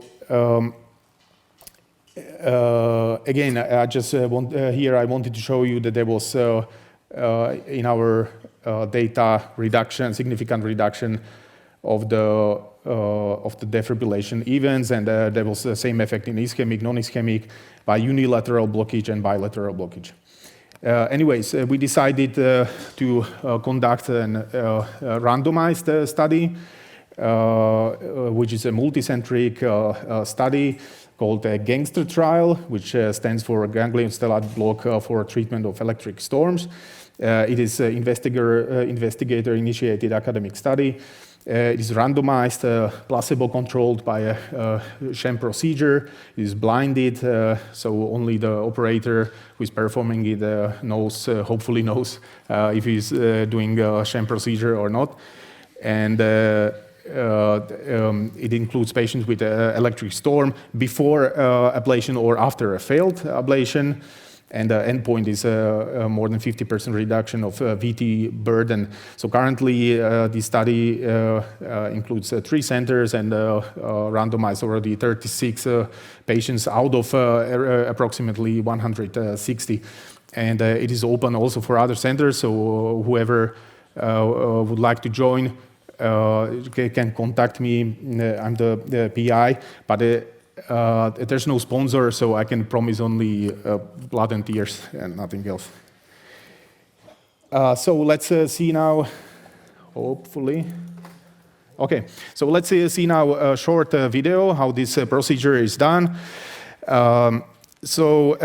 In critically ill patients, we try to do it with sterile draping and sterile conditions, but we also do this procedure, for example, in angina pectoris as outpatient and without big sterile measures as any intramuscular injection or nerve block. But here I used sterile draping with some ultrasound jelly. So important is to localize cricoid cartilage, which is on the level of C6, and laterally from there you can see or you can palpate even the anterior tubercle of the transverse processus. It's called processus Chastniaki. It's very prominent, especially in the men. You can palpate it, so you know that it's approximately on the level C6. You place your probe there, and you tilt it to the level of C7. And here on this video, you can see that on the level of the C6, you can see a triangular shape of the anterior processus. And if you tilt it to the C7, maybe I will just stop it for a second. And on the level of C7, it flattens and it disappears, so you know it's the level of C7, where's the stellate ganglion. So again, you localize cartilage on the level of C6, and then you tilt the probe a little bit until the transverse processus flattens. And there you can see musculus longus colli, and the stellate ganglion is located just on the fascia of the longus colli. And there you apply your anesthetic. We use echogenic needle. So you see this is C7, and you can see the tip of the needle exactly on the ganglion. So you just go a little bit under it, and you apply some 6 to 8 milliliters. We use 0.5% of bupivacaine, which is fairly concentrated. And you cannot withdraw the needle by injecting, just to prevent intravascular injection. And this is it. And if the patient has nicely visible anatomy, okay, I will stop again. If the patient has nicely visible anatomy, then you can do this procedure in 2 minutes, or like even less if you have already some experience. In the classical patients with treated for angina pectoris, you can see development of Horner syndrome, temporary, in more than 90% of the patients from our experience. And the most prominent is the dropping of the left eyelid and meiosis of the left pupil if you do the left-sided procedure. But we don't see the classical Horner syndromes in intubated patients so often. So that's why we use routinely pupillometry, which is very sensitive, as you can see here, to detect anisocoria or meiosis of the left eye, which is usually temporary, only for a few hours. We don't know what does it mean, but at least like if it is a predictor of the success, but we just know that at least it was a real anesthetic and somewhere in the area of ganglion blockade that we actually did the procedure. If it doesn't appear, we don't know like if we did the procedure correctly or not, but sometimes I'm pretty confident that I did everything right and I could see the ganglion and it has been blocked and Horner syndrome doesn't develop. So there's still it is still not known what does it mean if it develops or not. So I'll return. Okay, and there are many, as I already started, there are many unresolved questions like what is the ideal anesthetic, whether it would be better to perform bilateral or a unilateral blockade. There are some centers who straight away go to bilateral, which can be theoretically risky in unintubated patients because of the diaphragmatic nerve blockage. But it's theoretical risk. Then it is not known what's the duration of the effect. We know in angina pectoris, and we do also procedures in these patients, that the effect lasts up to 7 days. And you can see that the patients, we, for example, perform also bicycle ergometry, and you can see that the patients after the procedure can bike 25 watts more, and they have depressions on the ECG, and they don't feel the pain. So, this effect lasts up to 7 days. But to suppress arrhythmia, we feel, or from our observations, from our data, that the effect is rather shorter. It's more like 1 or 2 days. And there's also some, what I observed in some patients, that there's something like blanking period of some like 2 hours that you apply it. Still, the patient can have some shocks, but then after 2 hours, it just like cuts and it disappears. We don't know what are some markers or predictors of the response. And also it is worth to mention that there are some attempts of other approaches how to suppress the ganglion blockade, like a radiosurgery or RF ablation or a continuous infusion. But there are only some singular reports. So in conclusion, I hope I persuaded you that stellate ganglion blockade is a safe and a feasible procedure that can be performed on the bedside, and which is in contrast to the high mortality often of these patients. So, and that there's some growing evidence from observational studies that suggest promising efficacy. There's one randomized trial ongoing, which hopefully will prove this efficacy. And so based on these data, the comparison of the safety to the high mortality and risk of these patients, I think it is reasonable to use this procedure rather routinely and rather early in the treatment of the electric storm, and that it should slowly become as an integral part of the general management of the patients. And with the idea to stabilize the patient, of course, until catheter ablation, or as a bailout procedure in a failed catheter ablation. And thank you for your attention.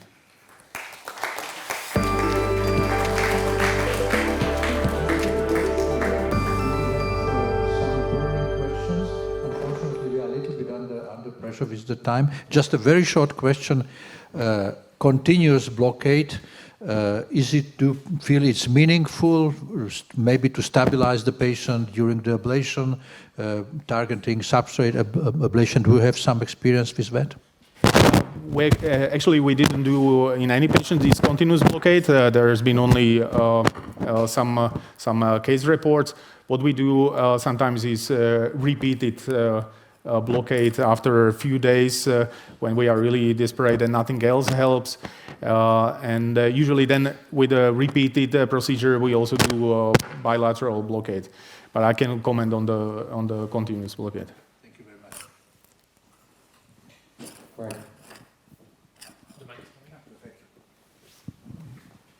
Marek, beautiful presentation. You know, we struggle sometimes because these are the cases where knowing the trigger and knowing where it's located in the EP laboratory allows us to eliminate it. So we deal with some of these now as our true EP emergency, which is not that often. And we delay trying to suppress it if we have the opportunity to do that. Because I think if you're not able to eliminate the trigger, it's not always substrate-based, it's trigger-based. So your thoughts and comments, because you will suppress it, and then you may not get that opportunity again? Well, yeah, that's a great question. And from our experience, also from the experience of the, for example, the colleagues from TriNets and some others that I discussed, this procedure doesn't suppress inducibility of substrate-based VT. Like if it's really substrate-based and you can induce it, then it doesn't suppress it. And that maybe the best responders would be patients, for example, with some polymorphic VTs in the context of subacute MI, where some sympathetic nerve activity is really a crucial part of the arrhythmia, so maybe these might benefit. Maybe less benefit would be seen in patients with really like some slow VTs, which are like really related to some isthmus. But there are so many questions that I cannot answer. So that I agree with. You know, this is better for rapid arrhythmias. It's better for polymorphic arrhythmias. It's better for trigger-based VF, either post-infarction or idiopathic. But the problem is the idiopathic and trigger-based VF in acute peri-infarct, the best chance to identify the location of that trigger and effectively ablate it is when it's occurring. And yeah, that's true. And well, I think it depends on the clinical context. That if you have really a patient who is in a critical condition and who is like almost in a cardiac arrest and has so many episodes, so you try to suppress it. And our general strategy is to do the ablation as fast as possible and during the electric storm. But sometimes the physicians at night have to have some tool and would like to suppress it. That's what you would do on Friday afternoon, I guess, or Saturday morning. Yeah. Okay, we have to, thank you very much. We have to move on because we are a little bit behind. So we are out of order. The next lecture is going to be a pre-recorded lecture.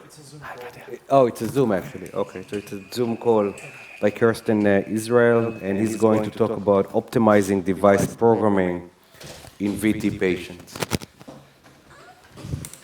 Yeah, ladies and gentlemen, dear Robert, I hope you can hear me. It's very nice, a big honor to be part of this very interesting meeting, even though I must say nothing interventional from my side. There is unfortunately no ablation, not even stellatum blockade, but I will talk about implantable devices and how you can optimize programming. And there are two very good papers on this topic that I can absolutely recommend. And I will just pick very shortly some points. Number one, we have to try to avoid inappropriate shocks in every patient, even in the patient with VT. Now, for MEDI2, we know that more than 10% of patients will receive inappropriate shocks, and roughly 1/3 of all shocks, and maybe today even more, were inappropriate. And just to limit therapy to high heart rates, so for example, higher than 180, will not get rid of that problem, because you see that, unfortunately, in heart failure, many SVTs are also very fast above 180. So what we have to use is enhanced detection criteria. The evidence for it, unfortunately, is a little bit weak, but still it's enough to suggest it in all patients that these enhanced detection criteria should be used up to a heart rate of 230 beats per minute, which is a little bit surprising, but many patients with heart failure have pretty surprising high SVT AV conduction. And maybe as a specific argument, it is not only turning them on or off, but it's also to check if they work. So one of the frequent problems is here pseudo-regular conduction of rapid AF. And what might look rather regular if you blow it up and just look at the annotated cycle lengths, you see this is irregular, 330, 440, 360, and this may be picked up by the device, but sometimes not. So in some patients, and by the way, inappropriate ATP can also be harmful, as you see here. There's inappropriate ATP, and in this case, triggering a very fast VT around 300 beats per minute that needed a shock to terminate. So you can not only activate the morphology, stability, onset criteria, but sometimes try and think about if you have to program it stricter than normal. For example, only 30 milliseconds or sinus interval history, AV association, VT with long cycles, and so on. And maybe if you program them very strict, that means only if all enhanced detection criteria indicate VT, you may use an SVT timeout, because then some VTs might not be detected and therapy might be inappropriate withheld. The second cause of inappropriate therapy is, of course, oversensing.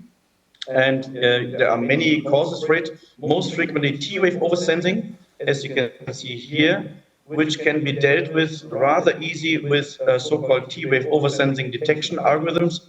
Most modern devices have such an algorithm, and this problem can be eliminated in most patients with a transvenous ICD. The second most important cause of inappropriate or oversensing is a problem with the lead, either insulation defect or lead fracture. Now, this also can be detected rather easy with automatic alerts, like this lead integrity alert, taking into account the morphology and rate of sensed signals, and also taking into account the impedance of the failing lead. So these algorithms should absolutely be activated in all ICD patients to avoid shocks that can be particularly dangerous if the lead doesn't function well. So one shock may be applied, trigger VF, and then the VF cannot be treated anymore. Now, the most interesting point, of course, is how can we avoid also appropriate ICD shocks? And I think one of the most important ways to do it is to activate anti-tachycardia pacing. You can see from the Pain-Free 1 trial, it should be successful in roughly 85%. So if your ATP is unsuccessful, please reprogram it. And success also applies for heart rates up to 250 beats per minute. You have roughly 60 to 80% success rate, even in very fast VT. So please activate it not only for slow VT, but also for very fast VT. And there's a small Spanish study also suggesting please use more than one ATP, because of course, the more ATPs you deliver, the more likely it will terminate without a shock. Now, there are very good recommendations how to program ATP in patients with an ICD. And importantly, please use it even for fast VTs up to 230, 240 beats per minute. The Americans say use at least one ATP, because there are no good big randomized trials that more than one ATP is good for mortality or whatever. However, just by rational thinking, I would always use more than one ATP, not only one ATP alone. ATP must be long enough to have an effect, so minimum of 8 stimuli. The faster the VT, the more you should go in the direction of 88, 90% of coupling interval. The slower the VT rate, the more you should go into a direction 84, 80, or even 75% of cycle length. Burst should be used as the first treatment, not definitely because it is more effective than RAM therapy, but because it is less pro-arrhythmic, and we should try to terminate as much as possible without inducing ventricular fibrillation. And what I like very much that it is in the recommendation paper, if you have a hemodynamically stable VT, you may program ATP only without a backup shock. And this is one thing, because many patients with slow VT have lots of VTs, 20 or 50 per day. So if some of these are not terminated by ATP, they are very likely to receive shocks, and then after the shock go into electrical storm. If you use shock energy, by the way, always the maximum available energy. Now, the most maybe effective way to prevent even appropriate shocks is just by waiting. We've learned this from for example, the PREPARE trial a long time ago, if you take 30 cycles instead of 18 or whatever shorter detection time, then you reduce not only all-cause shocks, but the same way appropriate shocks and inappropriate shocks. And as you can see here, this even resulted in a reduction in mortality in this early trial by Bruce Wilkoff. And if patients in SCATEF would have all had this type of programming of 30 out of 40, 90% of inappropriate shocks would have been avoided. So it's a very meaningful and effective way to avoid inappropriate, but also appropriate, but not necessary shocks. How about programming a high detection rate, so limit the VT-VF treatment zone to high rates? And I was shocked when I saw the MADIT RIT trial protocol that in the arm B, only VT above 200 beats per minute would be treated, even in arm C. In arm B, all the other VTs would be completely ignored. So a VT of 195 would not be treated. I would have thought that this is dangerous. However, MADIT RIT showed nicely that it was not dangerous. In fact, there were much less appropriate and inappropriate therapies. And in the end, there was no increase in mortality. In fact, there was a slightly lower mortality if you waited long or if you limited therapy to only high rates. And the problem is that the slower you program your VT detection rate for therapy, the more likely any detected tachycardia will be an SVT. As you see here, only 6% of tachycardias of 120 beats per minute and slower were VT, 94% were SVTs. So when you program slow VT treatment zones, you need to be sure that your algorithm is very good in distinguishing VT from SVT. Now, many people will think, okay, it's nice then to limit therapy only to high rates. That will eliminate most of the shocks and unnecessary treatments.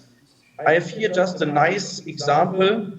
You see maybe here at the electrogram on the right side that there is a VT, quite fast, 200 beats per minute, and the atrial rate is much slower, so no question, this is a VT. But if you go to the markers on the left, you will see that the atrial rate is the whole time much slower than the ventricular rate. So that means VT was going on. In this case, you could check the onset and the last 10 minutes already VT was there. And you see here only the problem was that VT was below detection rate. So it was not treated. After 10 minutes, finally, it accelerated spontaneously to 200 beats per minute. Then it was detected and finally treated. So limiting treatment to high VT rates only also has a risk of non-treating VTs that should be treated. And this is maybe the most important slide in this presentation. It's by Dietmar Bench. There are some predictive factors which patient will develop a VT below detection rate. And these are typically, of course, patients who had VT ablation. So if VT ablation does anything, VT may come back, but slower than before. These patients need to be programmed with specific care. Patients on amiodarone, of course, class 3 antiarrhythmics have a risk of slow VTs, but any patient with a spontaneous monomorphic VT as an ICD indication, and patients with a very big left ventricle and a specifically low ejection fraction, think of all the CRT patients who rather frequently have very slow VT. So in conclusion, if you want to detect tachycardia, please use 30 intervals or a long second to detect only those VTs that do not terminate spontaneously. Maybe limit therapy to a zone of 185 and higher for patients with primary prevention ICDs. However, if the patient has a secondary prevention ICD, program please the VT therapy rate to 10 to 20 beats slower than the clinical VT. One word to electrical storm that we just talked about. Programming can help you a lot in this. First of all, try to have a general overdrive. So if you have 80 or 100 beats per minute lower rate limit, the QT interval and the vulnerable zone will be much shorter. If you have a slow VT of 120, 125, you can even program the whole device faster than the VT to suppress it, overdrive it, give amiodarone and wait for termination. So temporary overdrive pacing, particularly in CRT patients, can be very helpful. In CRT patients, it may be sometimes be a good idea to deactivate LV pacing. Older registries showed up to 7% of CRT patients may have LV pacing-induced VT because, of course, we pace epicardial and we may create reentry. Deactivate shocks whenever possible in a stable VT patient because shocks trigger adrenaline and that will cause more VT on shocks. Prolong detection to ridiculously long cycles, for example, only 90 cycles whenever you can wait. Avoid inappropriate shocks by all enhanced detection criteria up to a very high rate. Increase the number of ATPs. I like that very much. You can perform 16 ATPs. If they don't work, no problem. We have passed some time, maybe in defect, the VT might terminate spontaneously. And increase the rate for VF detection pretty high. So again, to avoid shocks, because shocks trigger the next shock and electrical storm gets worse. So in summary, ladies and gentlemen, I wanted to show that we have very good ideas how to program ICDs in patients with a VT, delay detection and treatment to 38 intervals or longer for slower rates, but maybe also for faster rates above 250. Limit treatment to a rate of 185 and higher. I would always recommend to use also monitoring zones below 185, but treatment should be limited very carefully. Exception, patients with secondary prevention who might need treatment for VTs that can be 10 to 20 beats per minute slower than the clinical VT. All enhanced detection criteria, even squeeze them out in difficult patients. Exception, patients with complete heart block, they cannot have SVT by definition. Use them up to a heart rate of 230. I would recommend no morphology discrimination in CRT patients because CRT patients should not have spontaneous SVT rhythms. So maybe the template catches a PVC, which is not very useful. Activate all lead failure noise detection algorithms and T-wave oversending algorithms. Timeouts for SVT discrimination or VT-VF treatment should be deactivated. And I would always use more than one VT zone. So I have different VT treatments, 2 bursts and then shocks, or 8 bursts, 8 REMs and only then shocks, and maybe even on top a monitoring zone. ATP needs to be long to be effective, and the VT cycle length, the coupling interval, something like 84 to 88, maybe 75 to 90%.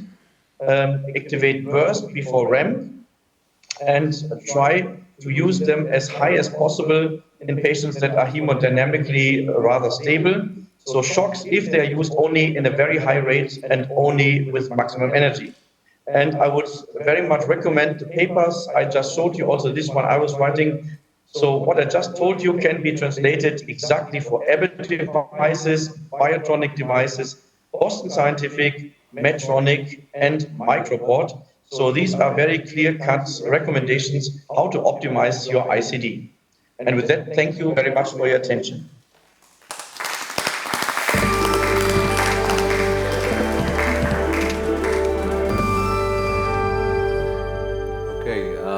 Thank you very much, Carsten. We haven't done a great job as chairs because we're running late by 20 minutes or so. So we'll move to the last talk by my co-chair, Robert Hatala, that is going to speak about management of recurrent VTs, how effective and risky are drugs. Robert. Yes. Thank you very much, ladies and gentlemen, dear colleagues. My task this morning is to talk about management of recurrent VTs and how effective or how risky they are. In my talk, I will focus mainly on the context of heart failure because these patients represent the majority of situations when we deal with the necessity to treat with antiarrhythmic drugs. You might be surprised why I am showing this picture. All of you know that in 1989, here in this city, the Velvet Revolution took place. And it was the same year when another revolution took place, and this was not so popular. It was a special report in the New England Journal of Medicine when the CAST trial was early terminated because of excessive mortality of patients treated with class 1C antiarrhythmics with a hazard ratio of 2.5. Since that time, of course, there is a lot of focus on developing non-pharmacological therapies. Device therapies became now a must for these patients, and of course, catheter ablation therapies. If we look at a review of the data we have on antiarrhythmic drugs, we have many meta-analyses. This is one of them coming from the hospital of Professor Marszlinski, showing basically that only amiodarone was able to reduce recurrent VTs defined as appropriate ICD interventions, only amiodarone. We have new randomized trials. This is the VANISH trial, which basically has demonstrated that in ischemic cardiomyopathy, in patients with ICD who had ventricular tachycardia, in spite of antiarrhythmic drug therapy, and this is important, ablation can reduce death, ventricular tachycardia, storm, and appropriate shocks. However, total and escalated antiarrhythmic therapy didn't make too much sense in this context, so this was the necessity to ablate these patients. However, there was no difference in total mortality. This is a more recent trial, the SURVIVE-VT trial, looking at substrate ablation versus antiarrhythmic drugs for symptomatic ventricular tachycardia. 144 patients randomized to antiarrhythmic drugs or catheter ablation. The primary outcome occurred in 28% in ablation and almost 50% in the antiarrhythmic group. So a significant decrease by almost of the hazard ratio to 0.5. However, maybe a small word of caution, this difference was driven by a significant reduction in severe treatment-related complications, as you can see, as a part of the primary endpoint, and this was 9 to almost 30. And how these significant adverse events were defined, this is the important point raised by Dr. Reifel in a comment to this, that from the 21 patients in the antiarrhythmic drug groups who had 10 had slow VTs, because slow VTs were defined as adverse events because usually they were the reasons for rehospitalizations. So the question is, how do we assess slow VT under amiodarone? We can also say it's a effect, a wanted effect. However, we have to be prepared for that and adequately program the ICD to treat also these situations. If we look at the comparison of antiarrhythmic drugs to ablation, and we look at VT recurrences, so we can see that there is, if drug titration is concerned, and these are the lines here, this is the square here, then there was no significant difference between catheter ablation and antiarrhythmic drugs in these two trials. If only ICDs, certainly it was clear in favor of catheter ablation. Similar results from another meta-analysis, reduction in electric storms. However, no reduction in overall mortality, similar results. And this is a more recent one, looking at ablation and amiodarone were the only interventions which had significant impact on recurrence of ventricular tachycardias. This is certainly reflected in the most recent guidelines. For the sake of time, I will not go through all these class 1 indications, but important message is that antiarrhythmic drugs have a role as adjunctive therapy in the management of ventricular arrhythmia, especially in symptomatic patients, and no drugs except beta blockers were able to reduce all-cause mortality. Similar in the American guidelines, focus is mainly on amiodarone. There is a class 3 warning for class 1C. This was for ischemic and this is for non-ischemic. Again, beta blocker and amiodarone are the preferred choices. Here in the pathway, the important point is maybe here. If patients is already on amiodarone, then further dosage escalation doesn't make too much sense. It should proceed to catheter ablation. If not, we can still try antiarrhythmic drugs. However, a lot has changed in the last years in all these for the interpretation of all these trials, because we have new therapies for heart failure with reduced ejection fraction, and this is the magic quadruple therapy: ARNI, beta blockers, MRAs, and SGLT2 inhibitors, and it was nicely demonstrated that ARNIs, for instance, have an important impact on reduction of sudden cardiac death. This is a paper from Germany looking at the recurrences of ventricular arrhythmias in ICD recipients after ARNI uptitration. You see there is an important decrease in recurrence of ventricular arrhythmias after uptitration for ARNI. Same is true for SGLT2 inhibitors, cardiac arrhythmias, a reduction of 27% in this meta-analysis.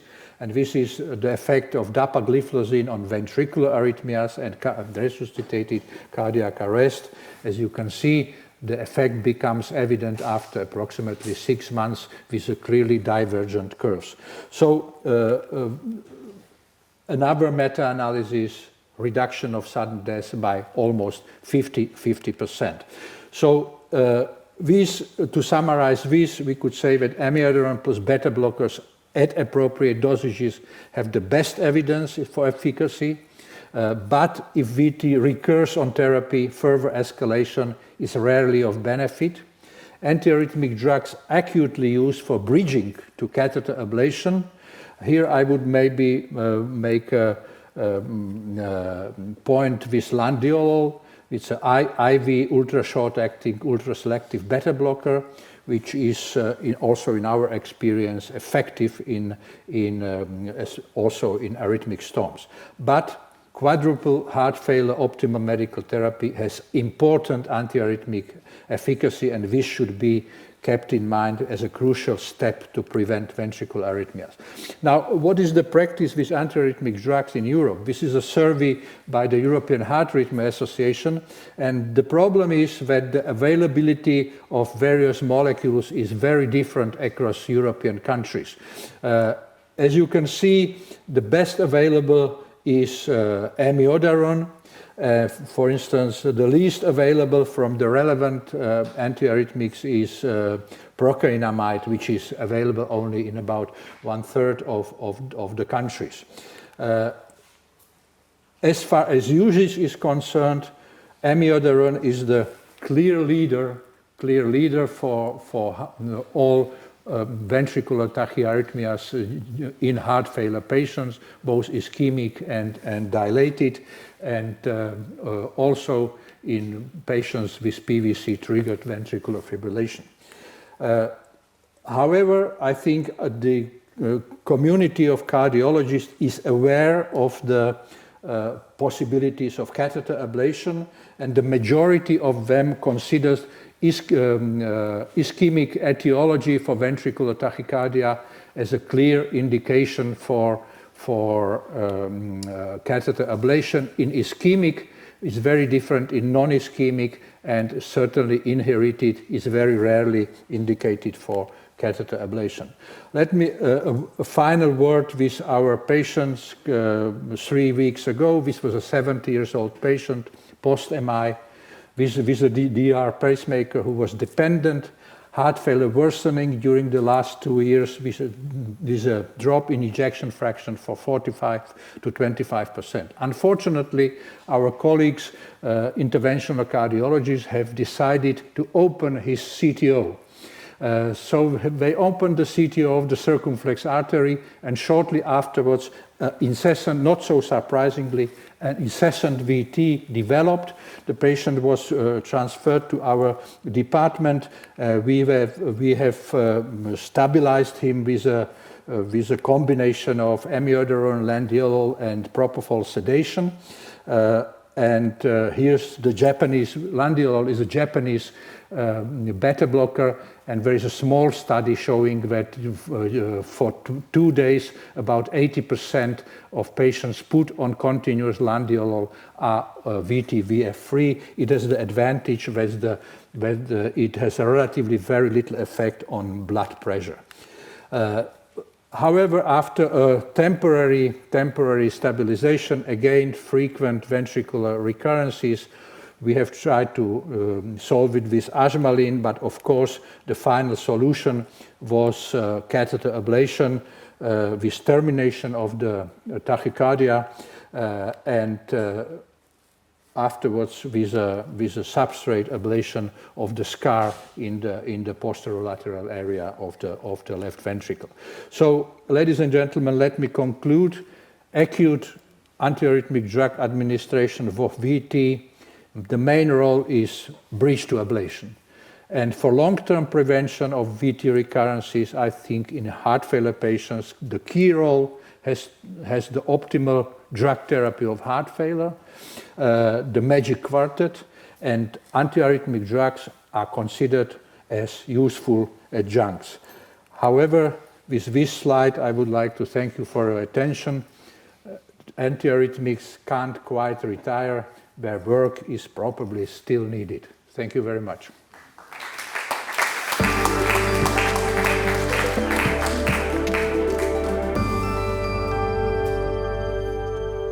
Thank you very much. Thank you, Robert.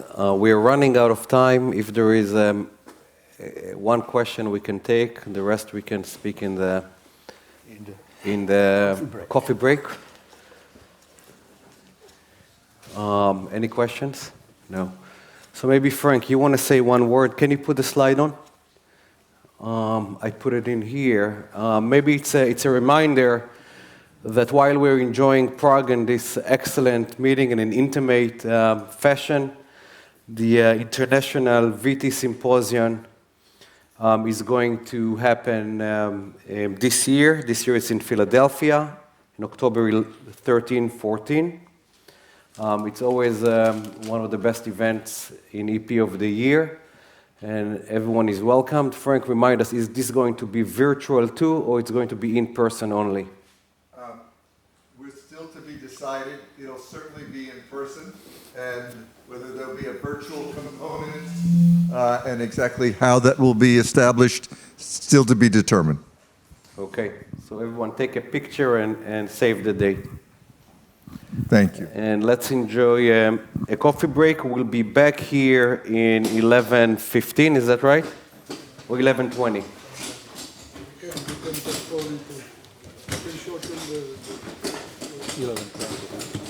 Okay, so 15 minutes. 15 minutes. Okay. Wow, I really love this presentation. It summarized so much. Can I take a copy of this? Is that okay?